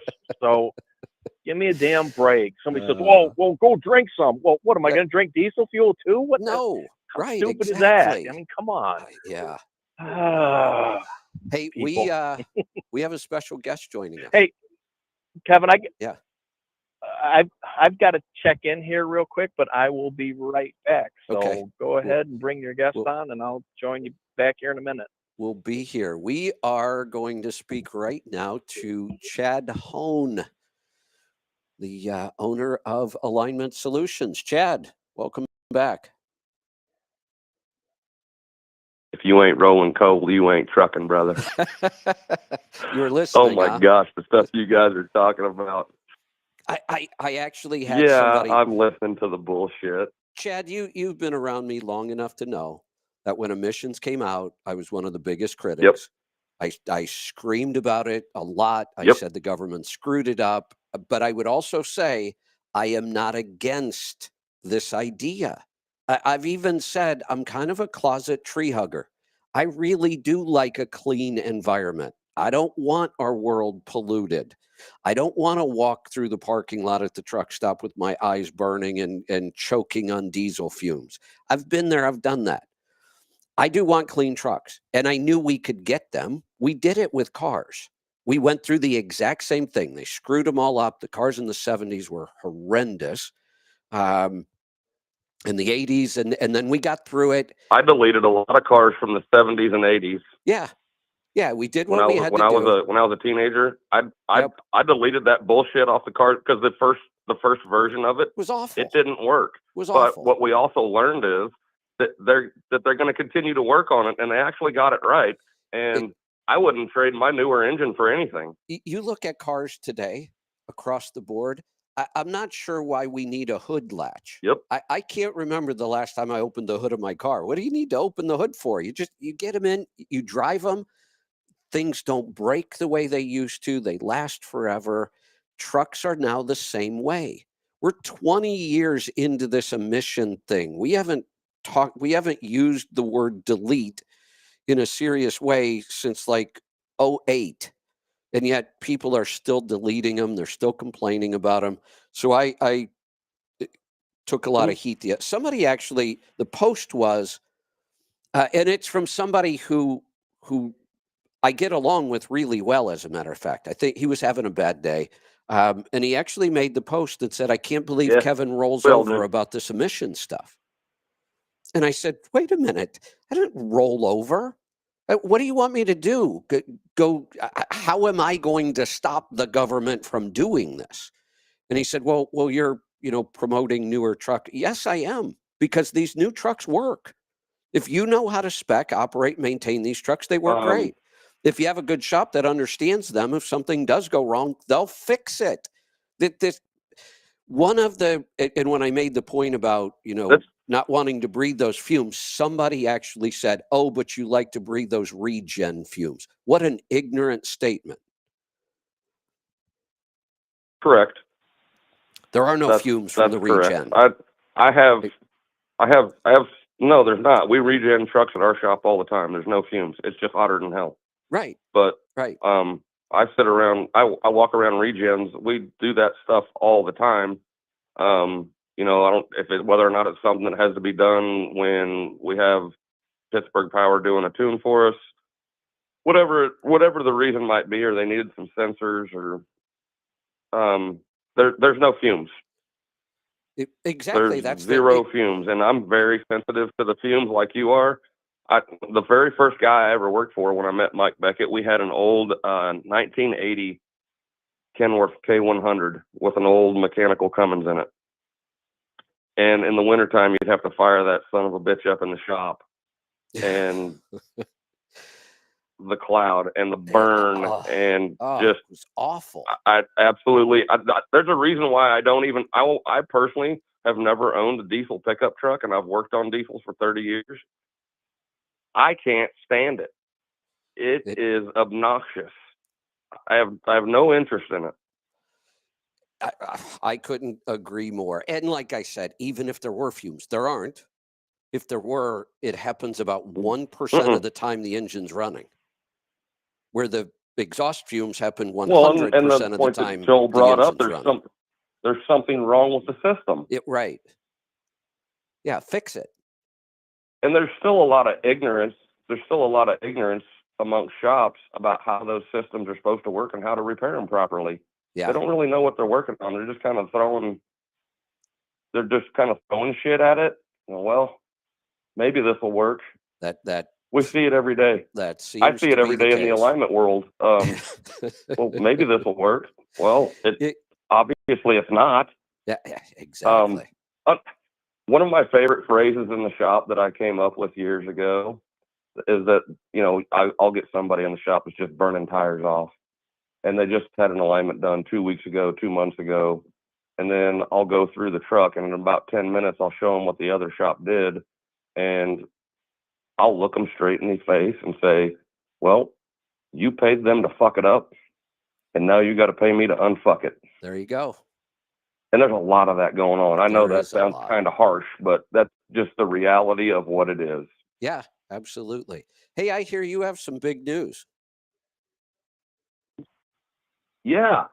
So I let the cat out of the bag because I had to poll my customers a couple of years ago and find out whether or not it was a good market for me to test. And the market is Arizona, specifically the Phoenix area.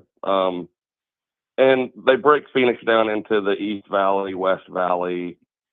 You're down in the desert. So I'm going to do a test run next week. I'll be in Apache Junction, Arizona, which is in the East Valley, right around Phoenix, working out of a fantastic shop down there called Excalibur Diesel and Equipment, my buddy Tim. And I'm going to do a test run for a week and see how that market's going to work for us. We've had a house down there for 3 years. As you well know, and you know my youngest son, Grady, he's an excellent baseball player, and we decided to allow him to explore that down there, and it's going really well for him. And I discovered in the meantime that, Phoenix was a dead market forever for trucking. It was like equal to Albuquerque. You did not want to load going in there because you were going to bounce 500 miles out. Yeah. That's not the case anymore. Right. I called Larry Long and I said, Larry, I would like for you to research that freight market. I know it's not a market that you're going to run. And he was like, Chad, you're nuts. I called him a couple of days later and I said, Larry, am I still nuts? And he said, no. He's like, actually, if I was going to run trucks out west, he said that would actually be my target area. I did the same thing with Kenny Long. Two guys that know freight. They know freight lanes. They know freight markets. And Kenny came to the same conclusion. He's like, no, Chad, you're not wrong. It's actually a really, really good market. So,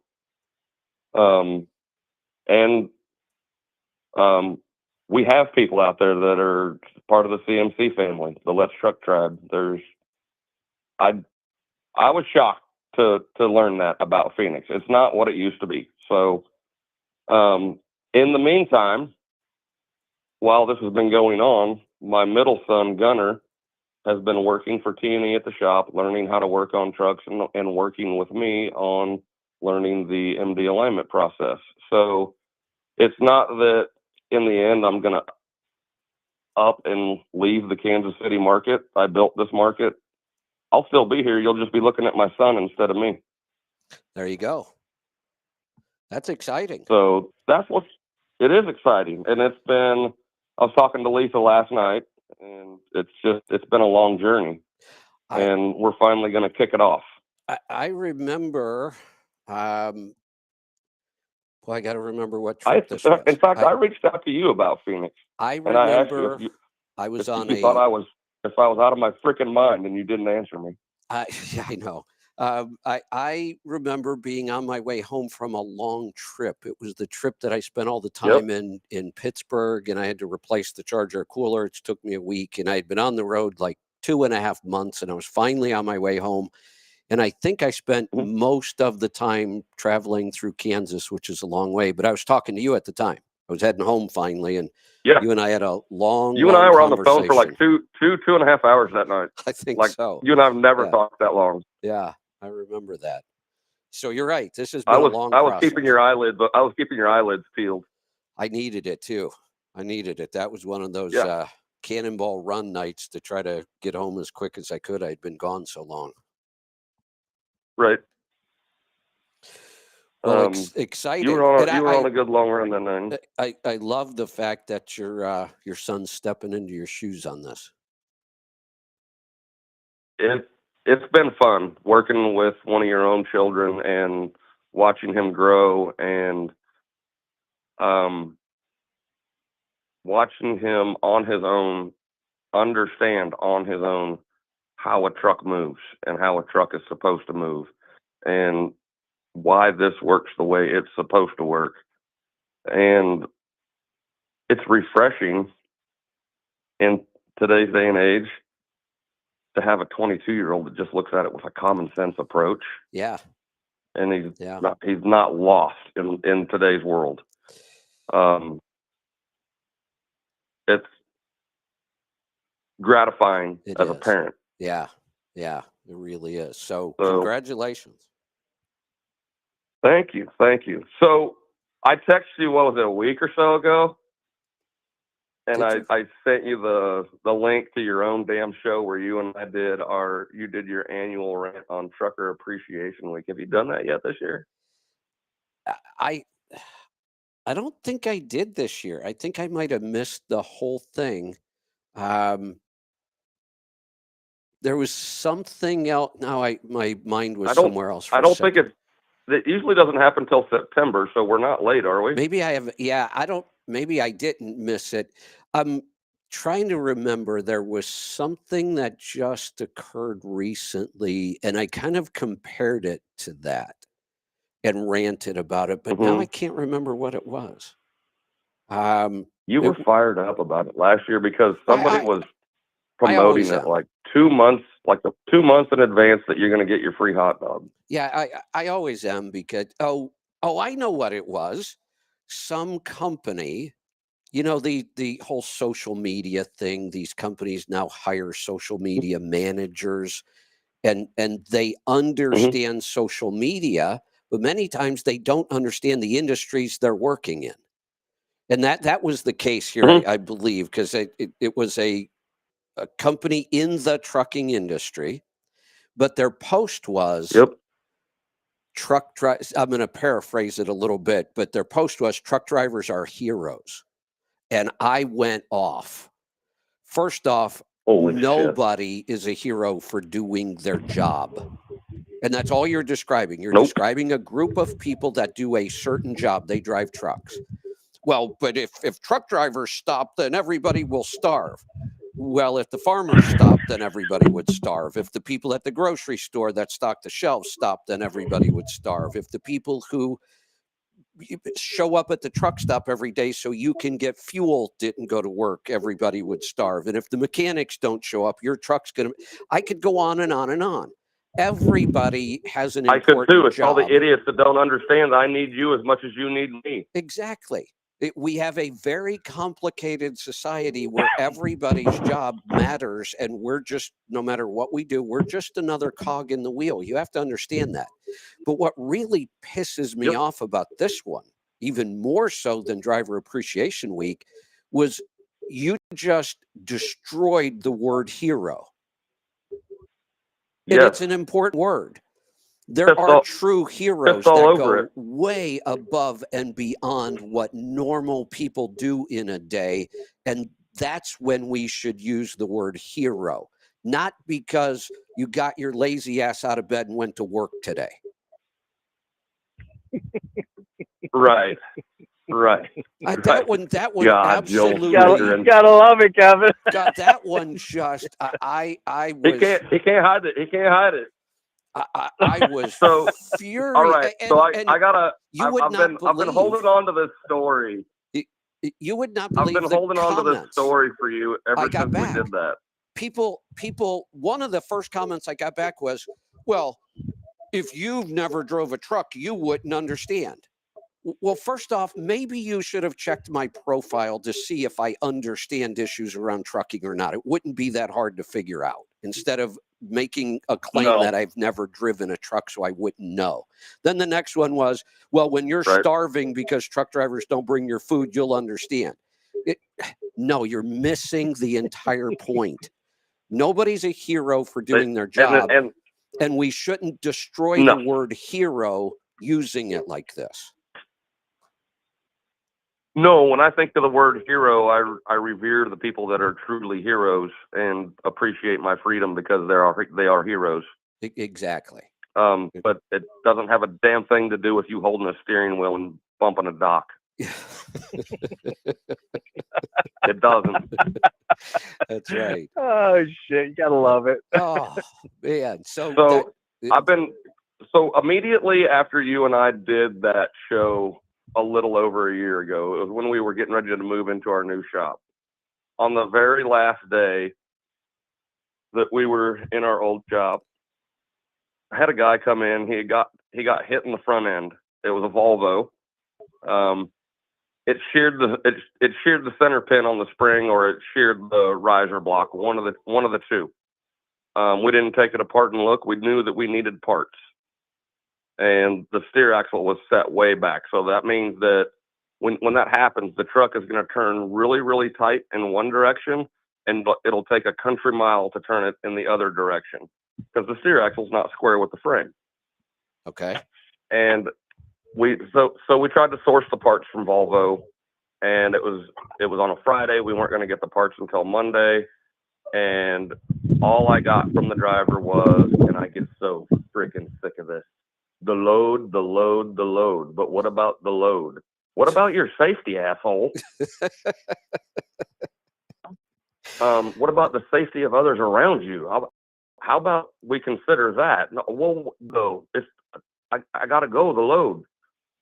I get sick and freaking tired of hearing about the load. Yeah. What about operating it? What about operating a safe vehicle? So I'll try to shorten this up. We couldn't source the parts. He had to go get his load, and he was like, "Can I drive my truck?" And I'm like, "Sure." I mean, the U-bolts are still tight. Yes, the truck is drivable, I suppose. It's your choice, not mine. I'm not a DOT officer. And he elected to take the truck because we couldn't get the parts. He had to go get the load. So at that point, I'm aggravated because I have somebody leaving my shop with a truck that is really unsafe to drive. Yeah. I go over into the other side of the shop. There's a concrete wall. At the old shop, there was a concrete wall between my bay and everybody else's bays. 5 minutes later, I realize that there's part of a truck hanging out of my bay and I walk around, and he's about to rip the door frame off of my shop door because he can't back a bobtail truck out of the shop. And so I go over there and lose it, and I'd never lose it. And I'm like, move your truck over. And he couldn't do that. Oh, boy. I had to make this guy pull his truck forward. I kicked him out of his truck. I backed his truck out into the middle of the parking lot, that big parking lot we had. You're familiar with the old property. Yep. I backed it all the way out and pointed it straight towards the gate. And I said, get in your truck and don't ever come back. Oh, but we're supposed to appreciate all drivers. That's the other point, that any time somebody does this mass appreciation thing like Truck Driver Appreciation Week, it just makes me insane. You lose all the meaning of even appreciation. If you tell me you really appreciate all 3 million truck drivers, first off, you're an idiot. And second of all, now appreciation is just meaningless. If you appreciate somebody, tell them as an individual what you appreciate and why. That I get. I'm not saying we shouldn't appreciate other people. We should. But that the way they do it now is just pandering, and it just cheapens the whole concept. Sure does. I can tell you from what the conversations that I have in my shop and the experiences that I have in my shop, not all truck drivers appreciate all alignment technicians. I'll guarantee that. And they shouldn't. There's a handful of us. There's a handful of us that are appreciated. Correct. Joel and Alec have a good friend of mine, Jim Fowler, up there in Michigan, does a fantastic job. He's earned it because he's freaking good at it. Yeah. We got Jerry Woodland out in Ohio. Same thing. Rocky down in Florida. Martine down in Florida. There's a handful of us that have earned your respect. Yep. We've done everything we can to master our craft. But don't you dare ever compare me to the guy at the TA. I agree. All right. We have got to get to some calls because they keep piling up on us, and we're heading into our third hour. Chad, anything else you got, or do you want to hang out with us and take calls? Well, I can hang out for a little bit. I do have to get to the shop and knock a couple of trucks out, but I picked today on purpose because it wasn't a really pressing day. When you reached out to me the other day and you were wearing my shirt, I was like, sure as shit, he would do this. And I got 5 trucks sitting here. So, I'll hang out with you and Joel and Alec for a little bit. Sure. If I would have known you were showing up today, I would have worn the shirt again, but this was a surprise for me too. So let's get. I love it. I love it when you pimp that good looking shirt, because that's right. If it wasn't for you and Lisa, that logo wouldn't exist. You guys did that for me. Do you know that? Well, she did. Yeah, I can't take any. You don't want me anywhere near your logos or design work. That's all Lisa. I know. Well, okay, it's you guys are still part of. I mean, it's all us though, the tribe. And Lisa actually got that done for me during one of our CMCs in Kansas City. Yeah. And that just I love seeing you wear it. Thank you. I greatly appreciate it. Absolutely. I feel the respect. Absolutely. Let's get to some calls. Let's go to Georgia. Ilya, welcome. Do it. Good morning, guys. How's it going? Good. What's on your mind today? I had a quick story, but first comment about what you were saying about the bad education. As far as I remember, I think the modern public education system was made in like the Industrial Revolution by I think it was Rockefeller, right? To basically like create good factory workers. That is so correct. So it basically like it explains like what's going on now. Like factory workers, they don't think for themselves; they're just told what to do, and that's it. And that's basically what we have now. People just follow along and wait for instruction. Yeah, it's a really good point. And I complain about this all the time, that what we should be teaching in school We should teach the basics, reading and writing and math and that kind of stuff. Absolutely, but we should be teaching people so that they understand it. And what we do instead, we teach to a standardized test.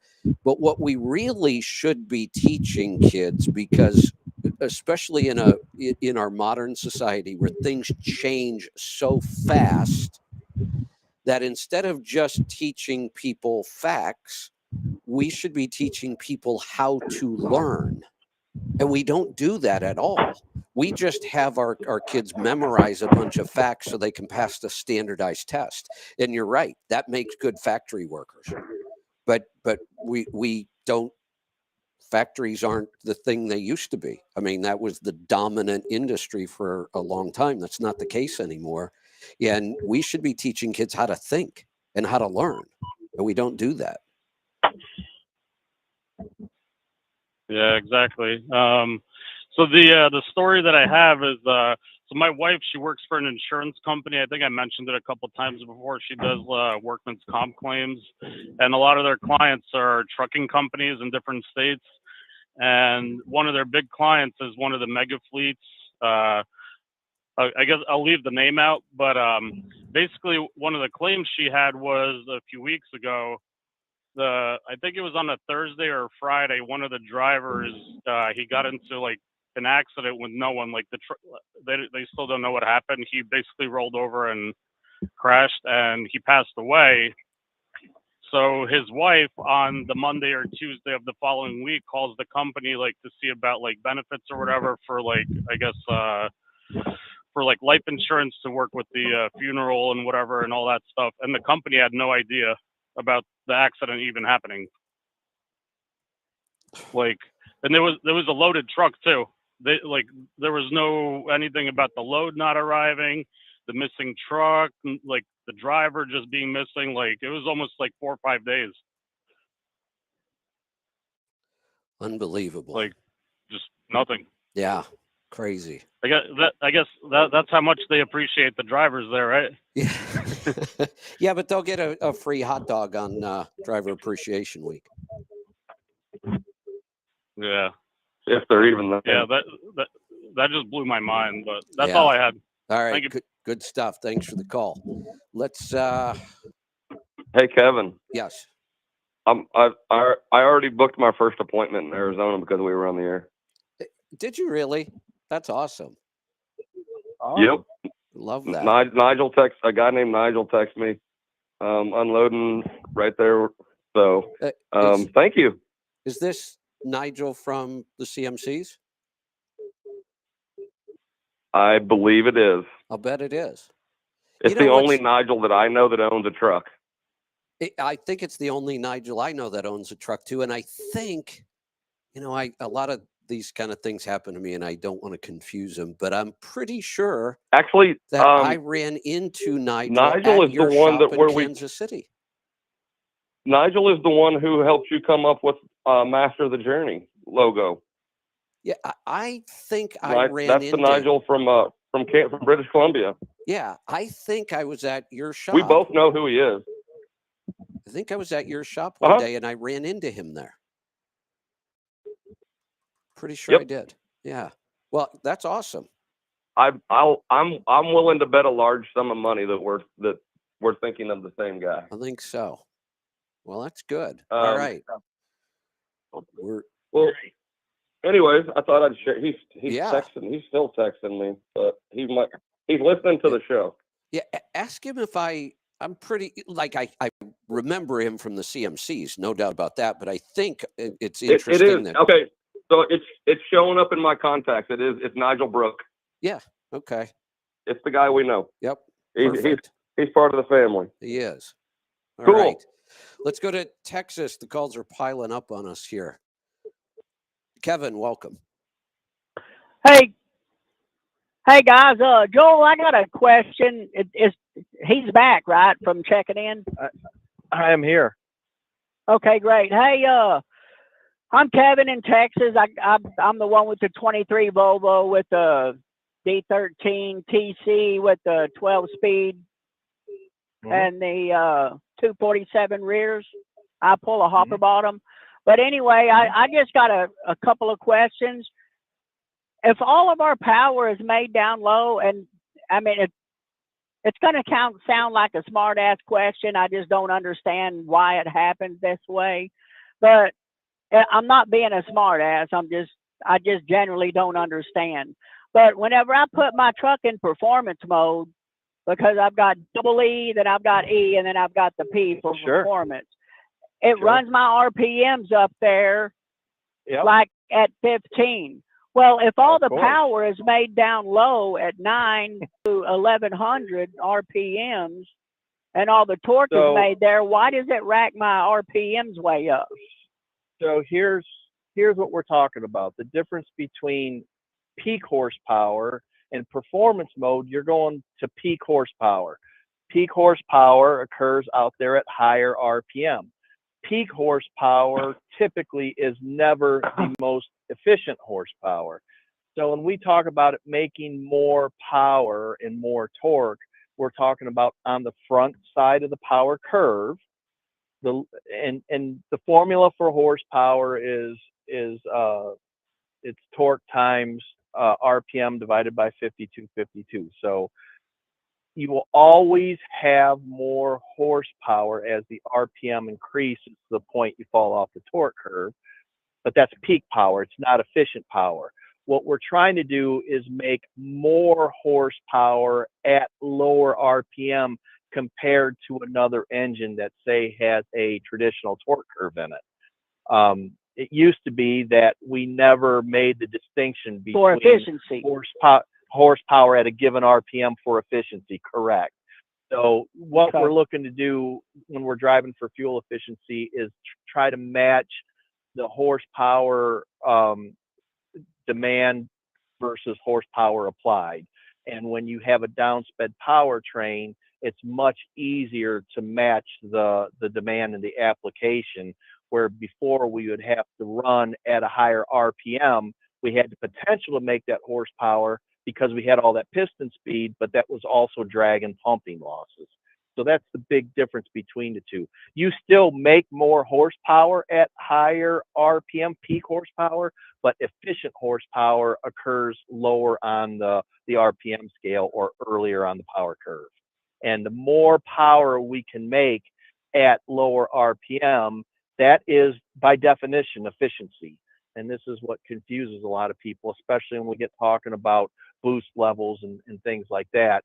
If we can make more boost at lower RPM and subsequently more horsepower, we are more efficient than running low boost at higher RPM because we have pumping losses and drag. And it's a little sometimes hard to get your mind around exactly what's happening, and it's hard to talk about and paint that mental picture so people can understand it. But that's essentially what's going on when we talk about, more power and torque low. It's efficient power and torque. Okay. Well, I'm running up about time to get my overhead. And you said get the cylinder balance test before and after the overhead and wipe off the crank position sensor. And what did you Correct. say replace the turbo? Okay, turbo the sensor? boost, you can do the boost sensor and clean off the crank position sensor while they have it apart. Your truck will not have an overflow valve in it because it's a common rail engine, and it will not have a fuel pressure sensor that needs to be replaced. It has one, but it won't need to be replaced. Also on your truck, there are no plungers on the backside that need to be adjusted. They are now laser welded and there is no adjustment on them. So yours should go fairly easy. It's like everybody else's overhead now. You're just adjusting the valves in a regular fashion and not having to worry about plungers on the backside. Okay, so then basically all I need is just the test before and after, wipe off the crank position sensor and the boost sensor, replace the boost sensor. Yeah, that's what I would do. Correct. Yep. Yeah, and but yeah, I think as far as the education you guys were talking about there earlier, and Kevin, I won't be long because I know there's a bunch of calls and we're in the third hour already. But I think a lot of that comes back to I know a lot of extremely intelligent people, and they don't have an education, but they have a worth of knowledge in the common sense field. I mean, you can tell them something, and they can tell you why without actually knowing anything about it, just because they have enough common sense to understand how something's gonna work in that particular reference, especially mechanical stuff. Here's one of the best examples I can give of there's lots of different ways of being educated. And one of the biggest pushbacks I get when I talk about health is people will sarcastically say, "What medical school did you attend?" And my answer is the reason I can help you actually be healthy is because I didn't attend medical school. The crazy thing about it is I could Amen. point out 5 or 10 books that anybody with a reasonable amount of intelligence could read, and after reading just 5 or 10 books, they could help people be healthier than any doctor coming out of any medical school in the country. I don't care if you finish #1 at Stanford in your medical class. I could take somebody off the street, get them to understand 5 to 10 books, and they would be able to help people be healthier much, much better. People think I'm insane when I say that, except just recently, I had somebody who did finish at the top of their class from Stanford Medical School on my show, and she agreed with me. That's how horrible the Oh, education is at our absolutely. medical school now. They're not teaching any doctors how Well, to help anybody be healthy. They don't do it. So, but people say, "Well, you didn't go to medical school. You can't say that. You don't know what you're talking." No, I absolutely do know what I'm talking about. And all we have to do is look at the results.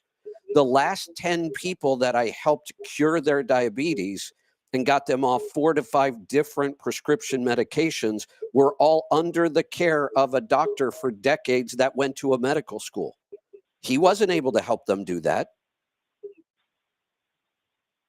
well, I think a lot of it is just like you have said before. They're hamstringed by lawsuits, and if Yes. you don't, you have to at least try to prescribe them medicine, or you're going to get sued, or you're going to lose your license because they're And not going with the status quo. it, And I agree with you 100%. I know a nurse, and I've tried to explain, and you can't. She's very, very hamstrung on what she was taught. right, And I right. told her, I said, but she says, well, no cholesterol. I said, no. And I used your analogy. I said, having cholesterol present is just trying to fight inflammation. That's like blaming the firemen For the for fire. starting the fire just Right. because you see them there trying to put it out. That's all it's trying to do. Oh, well, and I've told her to read Wheat Belly blog. I've told For her to, I mean, for there's just some reason, anyway, I for don't want to get off on that for tangent, some but reason, I mean, I've learned people a lot from you and Joel. And the only reason I use hot shot instead of Bruce's is because it's a lot easier to put 25 ounces or 1 ounce for 25 gallons than 1 ounce to 15. And I've gotten good results out of the hot shot secret the every day, or EDT, results are what matter. Let's get to the calls. Let's go to Georgia. Randy, welcome. Hey guys, how you doing? Good. What's on your mind today? Got a couple questions for Joel. First would be, I got the OPS headed on my 579. Now I got a Volvo 24. Pittsburgh Power sent me a kit, but it doesn't make sense how to install it. Come with like a couple T's, like you gotta like splice into hoses and stuff like. I got the 13 liter 455, and everything else makes sense, but plumbing the oil lines into the engine. Did they send the wrong kit? I chance? don't know. I've never installed the OPS on a D13, so I couldn't answer that question. Okay. I'm not And you try calling positive. OPS, and they tell you to call Pittsburgh Power. So Well, Pittsburgh that's trying to Power get you. is OPS now. The company Okay. Yep. Okay. the company OPS that owned Yep. that That's right. product That's right. is gone. Bruce bought it. So now the OPS Okay. filter system is a Pittsburgh Power product. So yeah, if you call them, they'll solve this in a Kevin, heartbeat for you. Kevin, I have a question Okay. for the caller. Sure. Yep. Are you ever in the Kansas City market? I get to Kansas City periodically, not too often. I'm from Minnesota. You're from Minnesota, so do you go through Michigan much? No.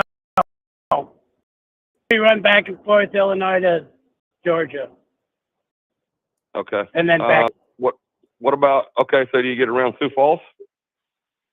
No, not very often.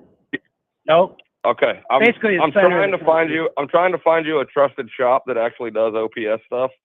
The shop that I work with in Kansas City, T&E, is an OPS dealer. They're very familiar, and they could help you with your problem or help you identify it, or possibly even have the stuff to fix it.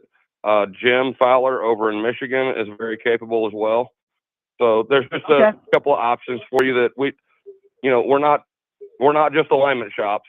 We do other stuff too, and OPS is included in that. So if you need help, there is help. There are shops out there that are very familiar, and we're willing to help you through it. So okay. holler if you need help. Holler anytime. Okay. And I got a front end question for. Okay. I got 20. This is a 24 Volvo, and Okay. it seems like it wants to clunk, especially when you're backing into docks and stuff. It doesn't have the air right. Got the stabilizer bar. And is there something after a few miles that you need to torque, or? Every once in a while you'll find that the U-bolts have stretched on the steer axle and they need to be retorqued. Other than that, I would have to put my hands on your truck and kind of take a look, but it's not a common problem that I run into. Now, Joel's welcome to chime in anytime he wants because he knows everything about a Volvo truck there is to know. The only other thing that I would add to that is if you have the regular front axle, it should have a sway bar on it. Every once in a while, them drop links on that sway bar will give you fits on occasion, and it's just a very occasional thing. So that may be something you might want to look at and make sure that one of those isn't really loose. And both scenarios happens on occasion. I can tell you that out of all the chassis that I see, Freightliner, Volvo, Kenworth, Peterbilt, International, the chassis that we see the very least amount of problems with mechanically for suspension and steering is Volvo. We're hardly ever hanging parts on a Volvo. We're always hanging parts on the other brands, but Volvo is very, very problem free. Okay. Appreciate it. You're welcome. Thanks for the call. And one of sorry, I already hit the button, and we got to move along. We're going to have to implement a speed round here pretty soon. Let's go to Tennessee. Tom, welcome. Hey, Kevin. Hey, I'm the one that's called a couple times about buying Volvos. Okay. I'm talking to Kevin up in Ohio, Fremont, and Kevin Brawley. Yep. He's putting one together for me, but I got questions about this lift axle. It's costing me about 500 pounds to put it on there. I guess it adds 500 pounds to the weight of the truck. Now, and be aware here, and I don't mean to cut you off, but when you say it adds 500 pounds, that's not just the lift axle itself. It's because we go to a heavier duty drive axle suspension. You have a heavier drive axle housing. There are several things. You have a taller frame. There's several things that are involved in that. So I just want to let you know why you're getting that 500 pounds. extra. If you don't beef up the drive axle suspension, the frame, and the housing, you get real funky tire wear, and it creates a bunch of issues. So this is why you have that 500-pound extra going into a 6x2, which most people would guess was going to be lighter, but it's actually not. So Right. So my question is, having that lift axle, is it gonna? Because I get paid per pound. So that equates to about $2,900 a year. Am I gonna, if I put that lift axle on there, am I gonna cover that cost in fuel mileage and maintenance? Or what do you? Well, I mean, I know you don't know exactly, obviously. This is what's right. This is what's difficult to say. So, in my experience, what you should expect is 3 to 5 tenths in fuel efficiency on a lift axle. Can it be more? Absolutely. Can it be less? It could be if it's in the wrong duty cycle. If you're running spread axle trailers and you're pulling a lot of very steep hills, you know, it may actually work against you. For most applications, it's going to work for you. You're going to see 3 to 5. I'm real confident that a half mile a gallon is a very legitimate number to work with, to base things on. If you want to be a little conservative, go with 3/10. Is in terms of maintenance, it's essentially a wash. We don't see a lot of maintenance issues with them. An occasional pressure sensor, you know, that would be unique from the 6x4 system. The leveling valves probably are right at the same failure rate. It's not a huge problem, and it's not a big deal to put a leveling valve on. Tire wear is your next consideration. A 6x2 will always have a little faster tire wear. Now, that being said, with the newest suspensions that are out, and Volvo just came out with a new one called V-Gross.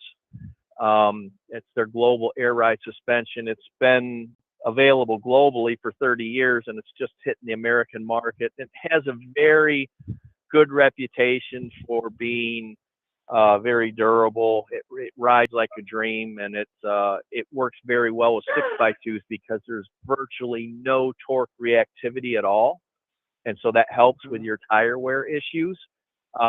It's going to handle a little bit better than a 6x4, and it's going to ride a little bit nicer. It's just a very nice upgrade all the way around. It does come with a little bit of a weight penalty, and that's part of your 500 pounds that we're talking about. In general, you can make a viable case for it. Now, you're a little unique in that you get paid by the pound. $2,900 a year is a big deal. So, I mean, I would take that 3/10 number and sit down and see if it works out for you. It may not. I mean, you might be better off with a high efficiency 6x4. It might be a little bit lighter for you, and it may work out better. So, I would definitely look at it. I would probably use the 3/10 in your case. I wouldn't want to get, you know, overexcited about the fuel efficient possibilities. You most likely are going to get more than that, but I would base my numbers on that. Okay. And I'm looking also at the P680, and the guy that I'm talking to there, he has he's saying that I should go with the Productivity Cummins. It's a 500 horsepower, but he's wanting to put these. I told him I got 264s now, and I wanted to put higher gears in it. And he's just going ballistic, saying that he wants me at 1,400 RPM at 75 mile an hour. And I told him I can do 1,400 RPM in 12th gear. I don't need to do it in 13th. He wants me in high gear all the time, going up hills and everything. So I'm just looking for a little bit of direction on.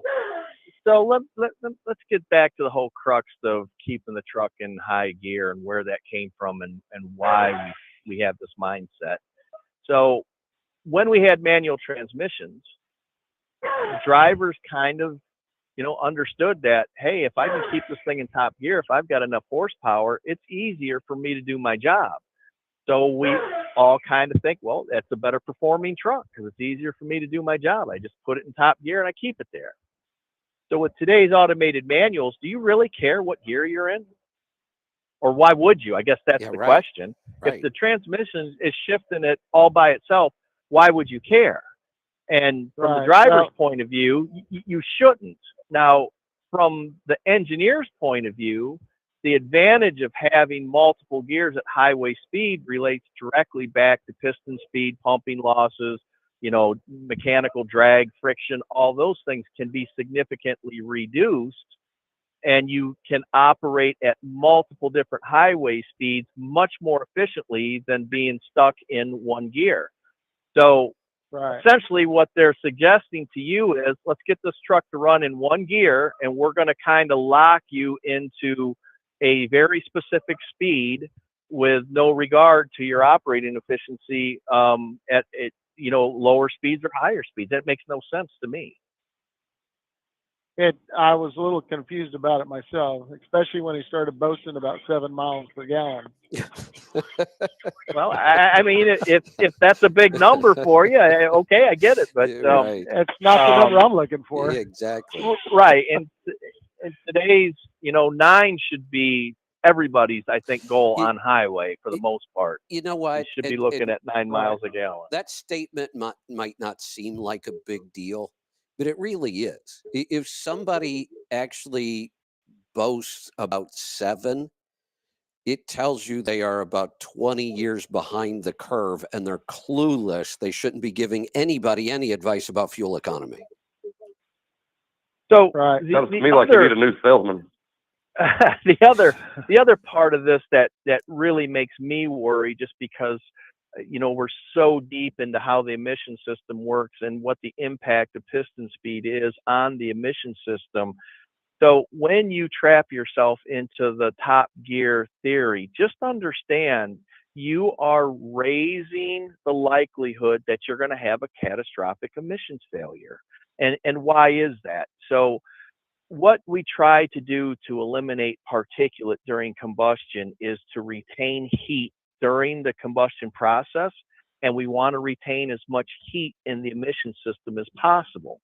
So if you're cruising down the road in a truck that can only run in one gear, let's say you're running 75 mile an hour at 1400 RPM and you're empty, the truck's not working hard. There's not very much fuel going in per stroke, but you're still moving all of that air. And that air cools down the combustion process. It creates more particulate. It cools down the emission system. It's not working at its full potential for you.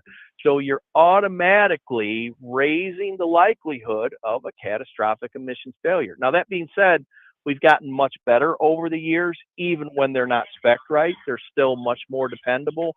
But you are putting yourself at risk for that $15,000 or $20,000 repair on the road, that we all worry about. And when we can lay the RPM down to sub 1,000, it keeps all that heat in there, and we get the benefit of the reduced drag, the reduced pumping losses, the reduced oil circulation, all the good things to go from 7 to 9, while kind of pushing back the chance of having an emissions failure. And to me, that's probably as important as the fuel mileage gain, the potential reduction in that catastrophic failure of the emission system. Right. So versus the 12 auto or the 13 manual, what gear ratio should I be focusing on? So now here we've got issues again. So when the OEMs, and I don't care if it's Freightliner, Scania, Volvo, and now even Eaton to some degree has done this, when you go to an automated manual, they all kind of foresaw that we're going to be going to downsped powertrains, and they have typically reduction in the transmission to accommodate the more aggressive gearing, and we have specific steps between the gears to accommodate the shift points. So you'll see a bigger percentage on the step, but the RPM drop is less because it's a percentage of the rear end gear. So when we take a 13-speed manual which is a dinosaur. Straight cut gears, they're bigger gears. There's a lot of oil. You've got dual counter shafts, not only in the main section but in the auxiliary section. They are not an efficient transmission. They require more oil because they do have straight cut gears, and there's just a lot of problems there. Those transmissions were designed to work with, 411, 370, 390, 355, 336 is where those steps are more comfortable on those, and that's why they have gathered ratios up top. Uh, we don't need that type of stuff. And so trying to pull a manual transmission to put it into a downsped truck is never a good idea. As a driver, you're going to be working a lot more. The transmission is not efficient. There's just a lot of things that are problematic. Can you do it? You can absolutely do it. And are some guys skillful enough to do it? Yeah, there's some guys that can drive the truck and make it work. It's not optimal. You're putting together a truck that you're going to work a lot harder to achieve the same results as in the automated manuals. So Mhm. speed auto is what I should be looking at. Yeah, absolutely. If you're looking for fuel efficiency, you want to be in any of the brands are good. I'm not a particular fan of the Eaton because they retain the dual counter shafts, but they did go to helical cut gears and a planetary auxiliary, and they reduced they've done a lot of things right on that transmission. I'm just not a fan of dual counter shafts, but it is what it is. There's the argument that it's a little more durable, and that possibly could be. I'm not gonna argue that point, but their steps in their gearing, depending on which model you get, their 12-speed Endurant is more like the European mindset that accommodates down speeding. Their 13 and 18 speed, and even their 18-speed Endurant, it works better with traditional gearing because of the way the steps are. And I believe that has gathered ratios and a very tall overdrive in it. So you can use a more traditional gear ratio in the truck. And that's kind of the way they approached it. Let's do it in the transmission, where the Europeans said, okay, let's do it in the axle housing. Let's get our efficiency back there. Well, he's saying that KW come up with their own transmission now. That transmission is produced by Eaton. It is an Endurance. It's just rebadged with their name on it. It's the exact same transmission as the Endurance. They may possibly have tweaked programming to work a little more seamlessly with their truck. There's a possibility that that's happened, but that is produced by Eaton. It is a dual counter shaft with a planetary auxiliary. It's an efficient enough transmission. Don't get me wrong. I'm just, when you have dual counter shafts, you have a little bit more of that spinning momentum before it's a little sluggish on the shift compared to a single counter shaft transmission. Is going to pick up gears faster. So when you are down sped and you're trying to accelerate away from a light, then the newer I shifts 30% faster than last year's. And actually, with a 2:1:6 rear axle ratio, you can out accelerate a truck with a 308 with the legacy transmission in it, because the shifts are faster, and they really optimize that single counter shaft design to pick up the next gear a lot faster. Okay. So should I look at going something taller than 264s? And how much weight are you pulling? 80,000. Oh yeah, I wouldn't go 264. No, I would be 21. If you're going Volvo, go 2:16. Just go iTorque spec. Just go to the dealer and tell them you want an iTorque spec, and you get a 2.16. Right. Yeah, that's what I did on the Volvo. But on the even if you go Cummins, I think they will allow you to go 247 or maybe even 239.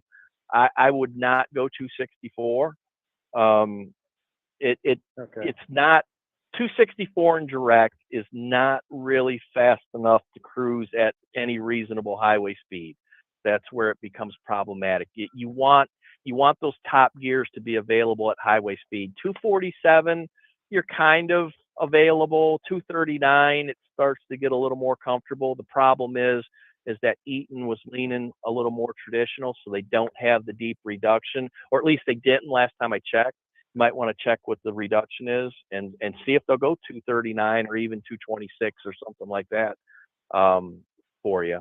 And you don't want the productivity if you're looking for fuel mileage. Get the economy, because what you're going to notice, and we talked about this earlier in the show, you're going to notice the peak horsepower number is less, the torque will be the same. This just means we get more horsepower and torque earlier in the curve, and that's where you want it to line up with your gearing. If you're going to get aggressively downsped, you need more torque and horsepower at the low end. Don't worry about peak, because you'll probably never even get to peak on the curve with the truck geared aggressively downsped. All right. And with that, we have got to move along. We got to knock out some calls here quickly. We're running out of time. Let's go to Oklahoma. Paul, what do you got today? Can I get my participation trophy since you were talking about it? Well, you're participating, so yeah, it's in the mail. Okay, yeah, fax it to me. Yeah. So in the car hauling industry, there's been a drastic slowdown. The Nissan plant at Canton, Mississippi, basically it's at a standstill. I don't even know if they're building anything at the moment. And just about all the vehicles that are there, about 5,000 that were supposedly ready to ship, they put them on hold. And that import Jeep stuff that I do out of Texas, there's 23 vehicles down there, so that's not worth even going to look at. And then the Volkswagen out of Chattanooga, that's still putting some out, but lot lower volumes. And then this morning I see a headline. I started to read the story, but as usual, I got distracted by something. The engine plant for Chrysler up there in Michigan or Toledo, wherever it is, they have 20,000 engines ready to go, but they don't want to build the pickup trucks to put them. They're not selling as fast as they thought they were going to. So they're going to shut down that engine plant for at least a week. So some of the auto transport guys that are not been paying attention and not putting money in the bank, we might be going to thin some of them out, hopefully, which won't hurt my feelings. So, yeah. Yeah, I think we're kind of seeing that industry wide. Being right up here in Ohio, right close to Toledo, yeah, everybody's talking about the Jeep plant up here, possibly idling that for a few weeks, and the pickup truck plant up there in Michigan, they're going to idle that for several weeks, and the engine plant, and it sounds like early 1980s to me. I mean, it's what it feels like and sounds like, and I think we're going to be in for a pretty wild ride in terms of the economy here over the next year or two. Yeah. Well, I'm kind of glad I've been paying attention to Kevin and paying down debt and putting money in the bank. Yeah, for sure. Yeah, for sure. You'll come out on the other end in a better position where a lot of people are going to lose everything they've got. Hey, Paul. Yeah, well, I still got a trailer payment, which, yeah. Just look at your bank account now. That's your participation trophy. Oh, thanks. Okay, yeah. Hell, I think I got the gold. Yeah, see, there you go. There you go. There you go. That's right. Yeah, because I know some people they're probably not far from. Oh, yeah, look, I'm in the shit now. Yeah. Well, who can I borrow? Let's go see Dad and see who I can borrow money from. Yeah. Have interest free. So, because I think that's where some of them are headed. So that certainly looks like it. All right, we got to move along. I want to get to all the calls today, and we are running out of time. Let's go to Wyoming. Max, welcome to the program. Hello, Kevin and crew. I've just got a quick question about an MP8 and a D13. Are they the same engine? They are. Now, let me qualify that real quick.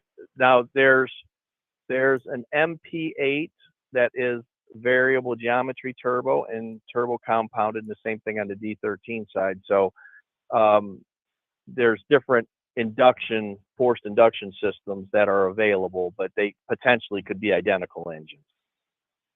I'm driving a 2025 Mac today, but Okay. I was gonna buy one from something between a 2016 and 2020 probably. And Mhm. do those have exhaust plungers on them that I hear you talk about on the At D13? right between 2017 and 2018, I think is when they went to the laser welded. Anything for sure before 2017 is going to have exhaust plungers on it. Yep. Okay. I live in Cheyenne. We've got a pretty good Volvo. It's Nextran, but they fix our ABF trucks. They're all Max, but well, they're not all. They bought some damn Freightliners. But anyway, I don't like Freightliners.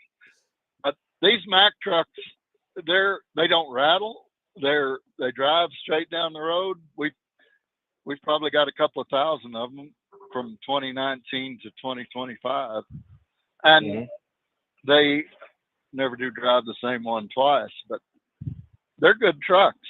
And I was going to buy one to hook up to a belly dump. Another thing, M Drive.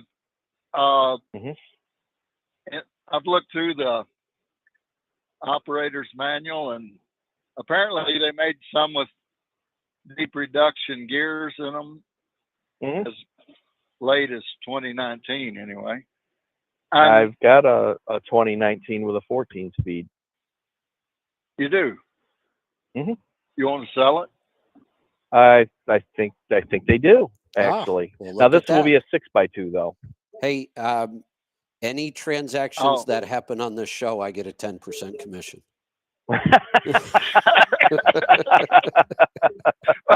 We'll send you a check. Checks in the mail, right? Yeah. With checks in the mail or something like that. Yeah. Well, I tried. I know that truck is setting over with the pool that I think that they're getting. I'll talk to my brother, but I think there's and he's got several other ones there too. But they won't be the 14 speed. They'll be the regular 12 speeds. But all in that. He's got some Max also. Oh yeah, yep, for sure. Are they MP8s or 7s? 8s. I'm interested in buying one, and I'm not going to quit working for ABF till I see what happens with our economy. But I want to I've got a belly dump, and I want to hook it up to a belly dump and put it on a sand haul. Just Gotcha. It's a short haul. It's about 40 miles from my house. But nice. I was just going to hire somebody to drive it. These, in my opinion, these Macs are pretty foolproof for drivers. They're not bad. Yeah, they're not bad at all. But I'll I guess I could give you my phone number over there, but somebody would probably call me. I can give you my email address. How's that? I think I've got it. Okay. Well, I'm about 110 years old, so I'm not really good at technical stuff, but it's something like Joel at Alpha Drivers, isn't it? Yep, you got it. That's it. Is that it? Yep, that's it. Perfect. You got it. alphadrivers.com. All right. Okay. alphadrivers-tc.com. You got it. All right. We got that handled. Max, we're going to cut you loose. We're going to move along to get through the rest of our calls here. We're going to go to Indiana. Brent, welcome. Hey, just checking in. I have a question about my fuel mileage. I've been doing way better than expected. I was originally going to be pulling tank and ended up going back to my old gig of pulling chassis. And I expected to lose, quite a bit. I didn't. Now, looking at my operation as a new owner operator, long time company driver, but first time as owner op, when do I go, okay, the fuel mileage situation is handled? When do I need to start spreading out and focusing more on other aspects of my business? How do you know when you're doing too much and focusing on one area of your business? I guess is really kind of where I'm at. Yeah. There's no easy answer to this. It's nuance. I'm looking at your numbers right now. I'm looking at your fuel mileage numbers from fuel gauges. And more importantly, I'm looking at your fuel cost per mile. Joel, that's after my discount. I which figure out is my fine. discount first. No, that this is real. This is what you're actually spending on fuel. So that's what matters. Joel, you'll appreciate this. He's got a fuel cost of 35 cents a mile. I don't think you need to work too hard on fuel mileage anymore. It's not to say you're just going to ignore it. Of course, you're going to monitor it. If something comes along that we know works and you haven't implemented it yet, you could. But I wouldn't be out really spending a ton of time trying to figure out how to get a little better fuel economy, because you're not going to make much of an impact on this number. 35 cents a mile is really low. What's he averaging right now? Fuel economy 30-day is 9.29. And here's the other thing. His fuel economy is really consistent in a very tight range. Listen to this. Lifetime 9.3. 90-day, 9.3, 60-day, 9.39, 30-day, 9.29. The average is 9.29, best is 10.7, worst is 7.8. That is a very consistent, nice, tight range. And what kind of truck are we talking about? It's a 630 VNM. It's Dave Herner's. Dave's old truck. Oh, shit, I spec that truck. Yeah, okay. Gotcha. Yeah, I was going to say, that's kind of Imagine why I that. wanted to call today, because, you did a bang-up job. This baby, I've sometimes I've got to hustle, and the fuel mileage drops, but not a lot. And then other times I'm really careful, and if and my operation, I should put a big caveat on it, is that I do have considerable deadhead. So I'm at probably 50 to 55% of deadhead. So that's another, factor in it. So it's not all just, that. The interesting thing here, though, is you've talked about going faster when you need to. Occasionally, you're empty half the time. The fact that you've got this nice tight range is impressive. That is a very well spec truck, and to have a fuel cost of 35 cents a mile is it's not going to get much better than that. So and especially pulling containers. Right. Exactly. Yeah, these No, are. I'm not pulling containers. These are chassis. I'm pulling chassis. Oh, gotcha. Okay. I pull out of the Avon Ford yard there. So in sure. Avon, Ohio. Yep. Oh, I know right where you. Yeah. Yep. Been there myself. So the aerodynamics. That's what I figured I would lose a lot, because the aerodynamics really stink. So these numbers are impressive. So you could put more focus on other areas of your business now and not spend quite so much time on fuel mileage. Okay, good. Well, because that's the next move, is we're trying to get more into our, now that we're finally getting enough time on this job, now I can start to get some stuff into profit gauges and start looking at my maintenance costs and things. I've had to do some work, but nothing major. And, everything else is basically just, little stuff here and there, as things go. And so that's kind of where I'm at. And I guess I need to focus on, my maintenance costs and things like that. My goal is basically, I want to wring this bar rag out for all I can. There you go. So that's kind of what I'm trying to do. Let me ask you a quick question. So the truck that you ran before, what kind of fuel efficiency were you getting? It was actually, it's in the thing there. that if I can get this thing to come up, it will. My best one, I think, yeah, sixes in the 6.7. That was a Freightliner FLD with a 3406. It was a 97 with a 346E cat at 10 speed, and it was awful. And I didn't matter what I did. I was in the sixes. Every once in a while, I touched 7 if I was really careful. So, but that was not my truck. That was this is my first truck of mine that I own. Sure. I drove that in the same operation for an owner operator. Gotcha. So. Gotcha. Okay. All right. That's what I just kind of want to know, because I get this pushback all the time. The specs don't make any difference. It's all the driver and yada yada yada. So it's just like, okay, whatever.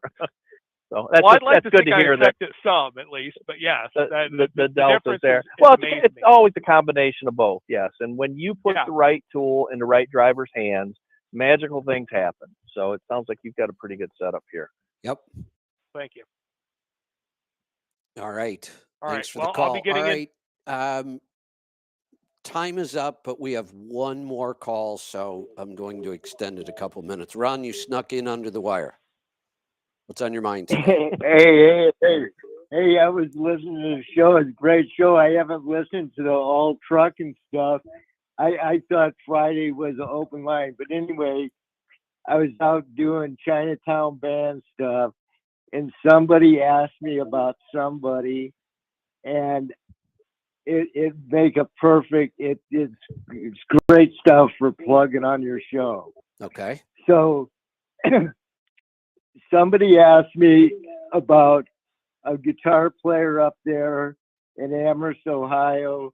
His name's Richard Head. And I didn't know what he was up to. So I Googled his name. I live a screen-free life. So it was the first time I Googled anything for almost a year. And it came up, Carter Vintage Guitars, Richard Head, Blessing Guitar. If you look at that, you get an idea who this guy is. And then he's got all kinds of stuff on YouTube. I watch some of it. I don't watch it much. But then I contacted him, and he said he's always putting stuff on YouTube. And he was playing music up there, Cleveland area. Same time Michael Stanley band was coming up. He's 74, so he's a little older. I was just about to ask, and here's why. And I know this is probably a long shot, but I grew up in Northeast Ohio, and I grew up listening to Michael Stanley. Yeah, I know. But I also, my best friend for like the first 9 years of my life growing up, and then the family moved. Their last name was Head, and one of his uncles was Richard. I doubt that it's the same one. It's kind of a long shot, but same part of the country, same time frame based on his age. Yeah. Who knows? Yeah. Well, Rich lived over in Amherst. His dad owned Manners Big Boy. Oh, I remember that place. I don't know. Anyway, Carter Vintage Guitars. Okay, when I was a truck driver, I bought guitars because truck drivers have a lot of disposable income, especially single ones that live in their truck. So I had all kinds of money to spend on guitars, and you can park your truck at that TA in Nashville and walk. You used to be able to walk over to Gruen Guitars. I don't know if they're still around, but it seemed to me like Carter took them over just because I got on their newsletter, and they got great guitars. They're a great company.